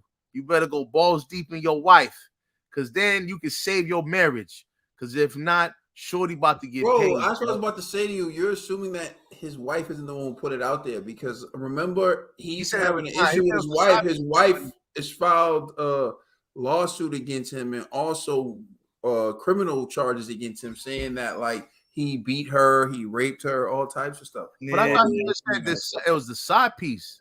I thought you said it was the side piece that did this. Nah, yeah, like she's the side piece, but that's he's talking about her like that, but that's his wife, the one who's yo word. I didn't even know that. Yo, man, that's crazy, son. That's crazy. That's even worse. You know what I'm saying? That's his fault, man. That means so you wifed up a hood rat. That's your fault, man. I don't feel bad for this dude. He like, he doing all this crazy stuff, and like you can't just blame her. She's just like bringing she's accusing him of everything, all this stuff he's done. She want to hurt him, hurt people, people. Really, that's her. She want to hurt him. Yeah, what does exposing his steroid use got to do with anything with their relationship? She want to hurt him. Yeah, that's my point. No, what it does is like invalidates the win against AJ. That's all. Nah, it's not even that. But think about it. This is what I don't understand, because it's like, I understand people why a woman will want revenge, right? But if your man can't provide, that means he can't provide for you and the children. So even in a divorce, you still want your man to be successful, because you're gonna still get the money that he gets. If he gets proven to be like a cheat, this and a third, and they blackball him from boxing, she gets nothing. You know what I mean? So it's like, actually got some clarity. Karma said none of the women making accusations are his legal wife. Then she also states that the lady that said he beat her is his baby mama. Exactly. I figured that. Yeah, it was a side piece, or this in this case, baby mother. So all right, word. So there's This lady. Thank you for clearing that up. Thank you for clearing that up. I'm about to say that don't make no sense. It's like why would the mother destroy the church's money? You feel me? It's like, come on, son. We in this together. Can't mess with the church's money, Yeah, man. can't mess with the church's money. We in this together. You know what I mean? We may be sleeping in different beds, but I need you to be successful because I'm gonna take half of your junk. You know what I mean? So, hey, man, yo, Andy, man, get your house in order. You know what I mean? Like, I'm telling you, anything can get fixed when you go balls deep, son. You know what I mean? So, I'm telling you, everything's forgiven when you put in that work. Go ahead, gentlemen. All right, so check this out, man. There are a few things. One, you touched on it. You're gonna get flagged. I hope not. He's right though. I didn't even realize I was saying it, and then I'm like, oh man, I probably yeah, unfortunately, man, that's trigger word. But I mean, I didn't name any names or anything like that. So but anyways, you can't be with a big old bag of weed, 2 big old bags of weed and all this stuff, talking about having sex tapes and then be like, but God's gonna look out for me. Exactly. God's gonna look out for me. Stop it. Stop it. There's only one righteous brother, and that's Bill Haney. Hey, blessings, that brother. was Bill Haney, who in the face of adversity kept his composure and stayed true to himself, my brother, and was even polite to the sister and called her a queen. You don't get to say that. You don't get to say that talking about this B, that B, this B, and then God gonna look out for me. Nah, you gotta bless the person who mollywopped you, and you gotta call the sister a queen, and that's how you get blessings. That's how you get a decision you didn't really earn. That's all I'm trying to tell you, brother. Now let's get what that's right. You see what it is. Y'all see what it is up in there. That's right, my brothers. So that's one thing. The other thing he said to me that's sketchy. The other thing he said to me that is sketchy was he said, so what next? Are you gonna post my sex tapes of me having sex with you or other people? That's what I'm saying. That's when he panicked. I was like, this guy snitching on himself some more. You know what I mean? My man said, with you or other people. Andy, one, we don't know who's posting it anyway. So you could have just left it at you, and even if it was of someone else, we still would have assumed it was the person who was posting it. But then, two, you said other people. What do you mean, other people? You mean like my man living his best life? You know, like another woman? Do you mean like multiple, like you and multiple women, or like you and another dude? Like what? Like you weren't very clear with that. Nah, we know we talk about women, bro. We talk about women. I'm just saying, I'm not saying that. I'm saying he wasn't clear with it. He left it up for interpretation. That's my point. You don't want to be vague with that type of statement. You want to be concise. That's the point I'm making. Now, I'm not accusing of anything, but my point is when you say it like that, it's so vague. It's like interpretation. Yeah, like me and other people. It's like, was it you and her with other people? You know what I'm saying? Like, was it you? You know what I mean? Like, this is young Eddie seems like a cuck. My man got to do it right. Someone said, I know it's a bit late, but Caden, bro, I promise you really like Spartacus. No, yeah, that show's fire, bro. Well acted, good show. Well, Spartacus can't touch Andy Ruiz reality TV. Apparently, it's been playing out on TikTok. But honestly, it's just a hot mess, man. It's actually sad to see this type of thing happen with fighters, because you look at Andy Ruiz and you look at what he's accomplished in his career, and it almost like plays into a stereotype almost. But it's funny because I don't know if any of you seen the Mike Tyson Hulu series. I know they didn't pay Mike, so a lot of people said they were going to protest it. I tried to protest it, but what happened was every time I finished watching a different show, that show came on, and it was too late for me to stop it. That's the thing that happened with me. That's what I'm saying. So you accidentally watched it then, TVE. Yeah. Accidentally watched it. That's the same thing that happened with me. I didn't want to watch it. It just happened. Yeah. Well, anyways, it seems like there's gonna be a show like that about Haney Ruiz, right? But instead of with Mike Tyson, it was all about like his rage and how he would snap and how he would go crazy. With Haney, it's gonna be like how he's super polite, like, oh, of course, yes, and everything. And then when he gets in the bedroom, he's an animal. You know what I'm saying? Like, he's like, pass me the weed, the Coronas, and the Snickers. Like I'm just saying, it's just crazy. PEDs, you know what I'm saying? Don't forget the PEDs, right? I know my man got every box checked. 100. The Ruiz sex.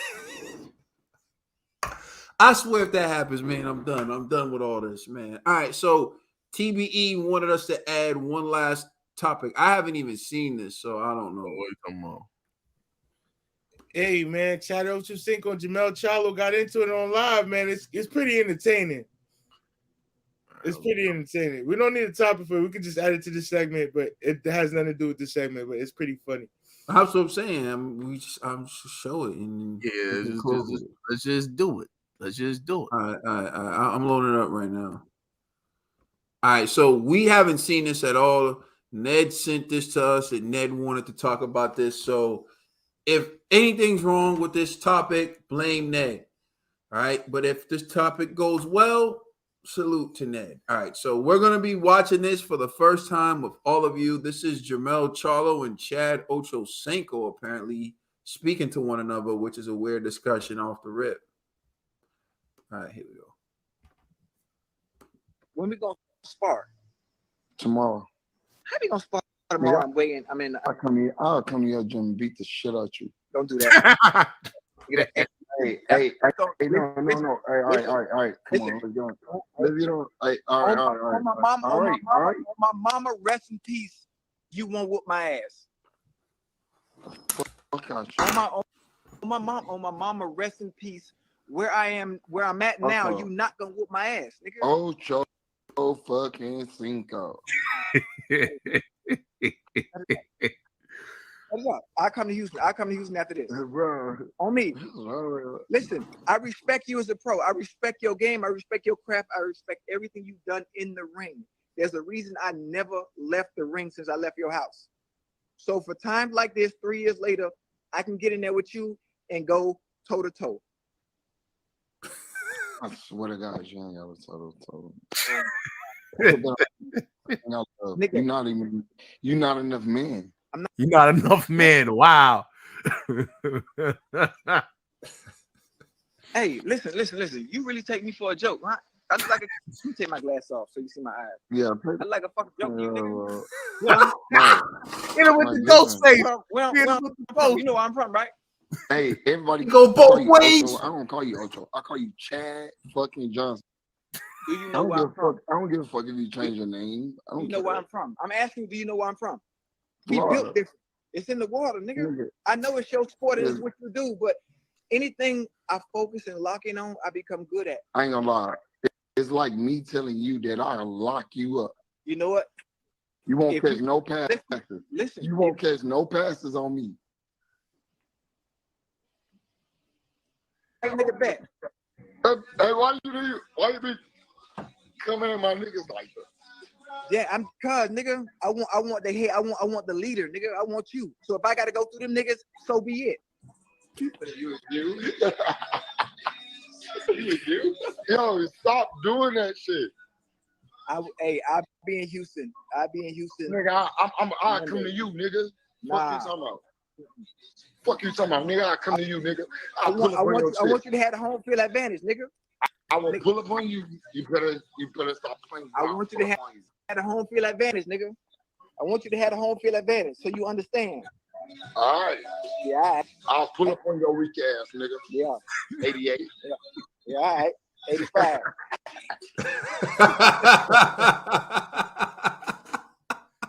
Oh man, this is crazy, man. Oh my goodness. This is crazy. Why my man Ocho Cinco looking like a older ASAP Rocky bald headed? Wow, man. All right, Dad, since you're the one who want to talk about this, man, what's your reaction to that, man? Man, they're two respected athletes in two different sports. But Ocho, you out of pocket, man. Like, and let's get it right. Ocho's athletic. Like, I remember there was a playoff game. I think it was Bengals versus Steelers.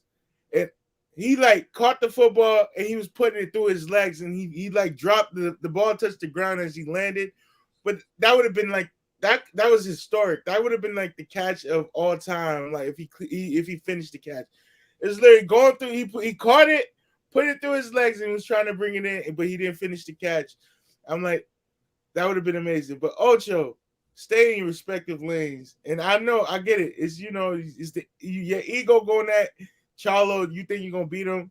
You whoop Brian Maxwell. But I don't know if you could take on Jamal Charlo. Like maybe Jamel, but not Jamal. Like you calling out the wrong Charlo right now. You get me? But Ocho, you gotta really like pump your brakes on this one, man. Because we don't want to see you go out like Nate Robinson, because it's gonna be bad for you. It's gonna be bad for you if this gets recorded and you're in the ring and you think you're gonna fight a professional boxer. Like he said, it's like him saying he's gonna lock you up. No, he damn well he can't lock you up. So you saying you won't take him on, knock him out, or whatever, beat his behind? It's not happening. It's not. All right, G. Well, from how I interpret it, I don't think Ocho said he's gonna like beat Charlo. I think he's just saying like you ain't gonna like violate me. I think it's a little different. You know what I'm saying? Just I think he's acknowledging that Charlo is better, but he not a pushover. I think that's what he was. I think that's the argument that he was trying to make. And so, and let's just be real. All right, this is the problem. All right, it's like it's a gift and a curse of our culture sometimes. Yo, we love to talk trash, man. It's just it's like sometimes your mouth gets you in trouble. You know what I mean? But it's like you already started, so you got to finish strong. Even if you're strong and wrong, that's exactly what my man Ocho was doing. It was just like, yo, you can't sun me like this. You know what I mean? And we on live. You know what I mean? So he's just like, yo, come on, don't do me like that, man. Yo, I'm nice in the ring. And, Charlo's just like, bro, what you doing is cute. Ocho was just like, what? I've been training ever since I linked up with you. I stay in the gym. I'm ready. It's like, yo, come on, fam. We're talking about an elite fighter, bro. Like you're an elite athlete, but we're talking about an elite boxer in his sport. There's levels to this. But I respect Ocho Cinco for having that confidence, though. And let's just be real, man. When we seen him in the ring, he actually did a pretty decent job. It wasn't like he was like garbage. Like he was fundamentally sound, so he picked up the sport pretty fast. I'm trying to remember if that was considered was that considered a professional fight, or was that like Didn't he lose last? I thought he won that one. No, I think he lost, bro. Yo, we gotta look that up. I'll look it up right now. I think he lost. He did good that fight, So I mean, I'm not necessarily like. I feel like he has. Listen, it's just unfortunate because it's like, yo, bro, you're saying that to a Charlo brother. That's kind of you're like jumping the gun here, but what I mean? Like, I respect the confidence. I don't know if this is Chad. No, this isn't Chad Johnson. I think G getting confused with Frank Gore, because Frank Gore lost to homie from Utah Jazz. What's his name? Why am I forgetting? Yeah, he got knocked down in his boxing debut. Oh, Ocho lost? He got knocked down. I don't think they had actual winners and losers. Oh, but he got knocked down. But I'm thinking G's getting confused with Frank Gore, who lost the point guard from the Utah Jazz. I'm forgetting his name. Oh yeah, Deron Williams. Yeah. Deron Williams. Yeah. Man, I gotta watch it again. But bro, it doesn't even matter. He got dropped by some dude who doesn't even box. Like this is stuff that annoys me. Like, yeah, but hold on, yo, but Katie, you know how it is, man. Nah, especially in the gym, you know what I mean? Like, yeah, I know what happened yesterday. Yeah, we working out. Some dude just locked in on you the whole time, just like staring at you. I'm like, yo, fam, like, dudes is weird, man. Yo, I know. And then he comes up like, yo, you know what I mean? You do like what up? Like, yo, for starters, I don't want to say anything mean because I don't want it to come off the wrong way. I'm not a small person, but I don't care about having muscles. Like muscles are a symptom of what I do, but I don't care about having muscles. I only care about being fit, athletic, and having a good quality of life. That's all I care about. I don't go to the gym so I can have big muscles and look and flex my quads and do. I don't care about none of that. None of that matters. So like when I train, I'm training like I want to be able to hit the bag. I want to be able to do it. I want to be able to fight 12 rounds if I have to. That's how I train. Like no bull. I train like as if one day I'm going to be thrown somewhere and they're like, yo, you got to fight 12 rounds for your life. I'm going to be ready. That's how I train. So that's how I train in the gym. But when you're in a regular gym, a commercial gym, right? And there's these weightlifters who train to look big and have muscles or bodybuilders or whatever. They come up to you saying something. Like I never say anything to them. They come up to me saying something to me, right? That's good. You can have them. But I don't. Like I said, I have muscles. I mean, you can see me on the bench and everything, but it's not because I don't bodybuild. That's what I mean. I don't care about bodybuilding. Like I don't care about looking like Mr. Olympia. I don't care about like looking like that. What I care about is how fast can I run? How high can I jump? How athletic am I? Like how does it feel when I have to perform tasks? Like I'm more of a performance based, like I go to the gym for performance. I want to be able to run fast, jump high. I want to be quick. I want to be agile. Like that's what I go to the gym for. I don't go to the gym so I can be big, stiff, muscle head. Like I don't care about that. But the muscle heads care. Yeah, 100. Look at Fury don't care about none of that. Yo, but the muscle heads care about that. So when they see a dude doing something like they see you hitting the bag and they see how like powerful you are, whatever, they come talking. I don't care about what they doing. You know what I'm saying? And like it's Chad Ochocinco who's talking to Jamal Charlo, trying to convince Jamal that he can box with him. And Charlo, you can see it. I can see it in Charlo at first. Charlo's trying to tell him like, bro, like.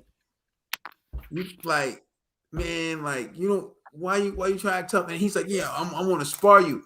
Why is Chad Ochocinco so hell bent on sparring Jamal Charlo? Because that's the way he's going to gauge his own manhood. Jamal Charlo doesn't care about fighting Ochocinco. Ochocinco got bigger muscles. Ochocinco got all this, but the way that Ochocinco is going to measure his manhood is by being able to compete with Jamal Charlo. Not even beat Jamal Charlo, like you said, G. He knows that he's probably not going to be able to beat Jamal Charlo. But he wants to compare himself. He just wants to be able to say, I can hang with Jamal Charlo. Just like the muscle heads who see, oh, I want to see if I can hang with him. Don't try to measure yourself with me. I don't give a damn about you and your muscles. You don't see me going on that squat rack trying to prove anything. You don't see me. I don't care. Why do you want to try to measure yourself? You want to try to prove your manhood, right? And so that's why I think having muscles is overrated. as the more muscle you have, the weaker you are. That sound crazy, but it's true, and the sciences prove it. Stay in tone is the best strength there is. Hashtag Bruce Lee mode. Yeah, I mean, I want that muscle and endurance, all that stuff goes hand in hand. But there's like at some point having too much muscle it becomes your detriment. It's to your detriment when you have too much muscle. And the thing with this situation, what I'm watching is I'm literally watching Chad Ochocinco want to prove his manhood by competing against Jamal Charlo and against Jamal Charlo, and Jamal Charlo's really trying to tell him like, bro, like what is even the point? Like, why are you so hell bent on fighting me? And when he said, yo, when we gonna spar, and Jamal said tomorrow, what he was saying was like, put up or shut up. Like, I'm not entertaining this on live. Like, either you gonna show up. I feel the same way because it'd be like dudes like, oh, when's the next time you sparring? I'd be like, right now. Where's your stuff? Right now. Oh, we'll see you on Saturday. Like, come on, man. Like, yo, I'm not sitting around playing with this. Like, you feel me? And that's what you saw with Jamal. I think Jamal was just kind of like, bro, like I do this for real. You sitting around here trying to get fame off the name. You want to try to feel good. You want to try to get rep. I don't know. That stuff just annoys me. They don't want to talk about this video. All I see is one dude who's about that life and another dude who wants to feel like he's about that life by, the bar being lowered for him to say, oh, I could compete against Jamal Charlo. I landed a jab or two. Like, you know what I mean? I don't know. Bro, I don't know if you saw that video or whatever, or if you have anything to add since you back. But about anything we discussed. But go ahead, bro. Nah, man, I'm just listening to you guys, man. I'm tapping in late, I'm just listening to you guys. But shout out to the whole fam. Shout out to the whole Boxing Bros community. I rock with y'all. You know what I'm saying? The bros is holding it down. G holding it down. Kaden holding it down. And, TVE always holding it down for everybody. You know what I'm saying? So, I'm just sitting here, man, just sitting back, man. I don't have no dog in that fight, man. I'm just sitting in there listening to you guys, man, do y'all thing, man. Thank y'all for bearing with me, though. Much love, man, from all y'all. We talking about Chad Ochocinco versus Jamal Charlo. You ain't got a dog? What'd you say? We're talking about Jamal Charlo versus Chad Ochocinco. You said you ain't got no dog in this fight. Oh, no, I didn't know what y'all was talking about. I didn't, but we already know bad Chad gonna get done bad. You know what I'm saying? Chad gonna do bad. Stick to catching balls. You know what I'm saying?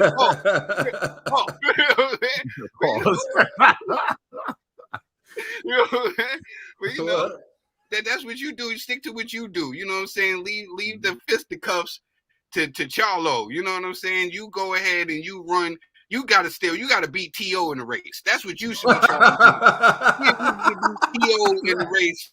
You know what I'm saying? That's what you should be trying to do. Other than that, man, lead the boxing to the boxers. You know what I'm saying? Just because you go in there in the gym and you hit the bag and your trainer call you champ, don't mean you ready to go in there with the champ for real. You know what I'm saying? So, just stick to what you do. That's all I'm saying. Yo, and you brought up a great point, bro. Boxing isn't about just physicality. It's about IQ. If it was just about physicality, then Anthony Joshua would have beat Usyk. It's not just about that.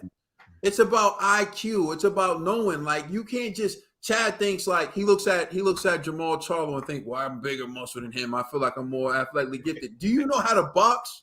Do you have boxing IQ? Do you know what to do in certain situations? Yo, I tell you, there have been plenty of times I've been on a tennis court. I'm the better athlete on a tennis court, but I don't have the skill to hit them shots. I don't have the skill to hit the shots that they hit, so they beat me. It don't matter. Like it's sometimes like the way, like you said, the mindset. It's like, bro, if this was a football field, you got Charlo all day. You step inside a boxing ring. That's where he lives. It's a wrap. So I mean, I don't know. To me, that's just painfully obvious. I wouldn't even. I'd have just laughed at it and just left it alone. But yeah, so we've discussed it. And Chad gonna catch gloves exactly in a concussion, which is something you can get in both arenas. Not on the field. Yeah. This is I know. Right? Yeah. He didn't catch you on the field. You know. Hey, listen, shoot, he talking crazy to Charlo like that, man. Shoot. Yeah, man. All right. So this actually ends the show, man. You know what I'm Yeah, I saying? came in at perfect timing, man. At least I get to close with my bros, man. Look, hey, man. Please like and subscribe. You know what I'm saying? Check us out on Instagram and Twitter, and please check out our podcast on all major streaming services. You know that's G23, that's Kaden, that's the TBE, and I'm your boy, the commissioner, aka Trill Dollar Bill. You know what I'm saying? I appreciate y'all. Thank you for rocking with us. You know, the Brothers album out now on all streaming services. You gotta make sure y'all go and grab that. You know what I'm saying? We the Boxing Bros. Thank you for rocking with us, man.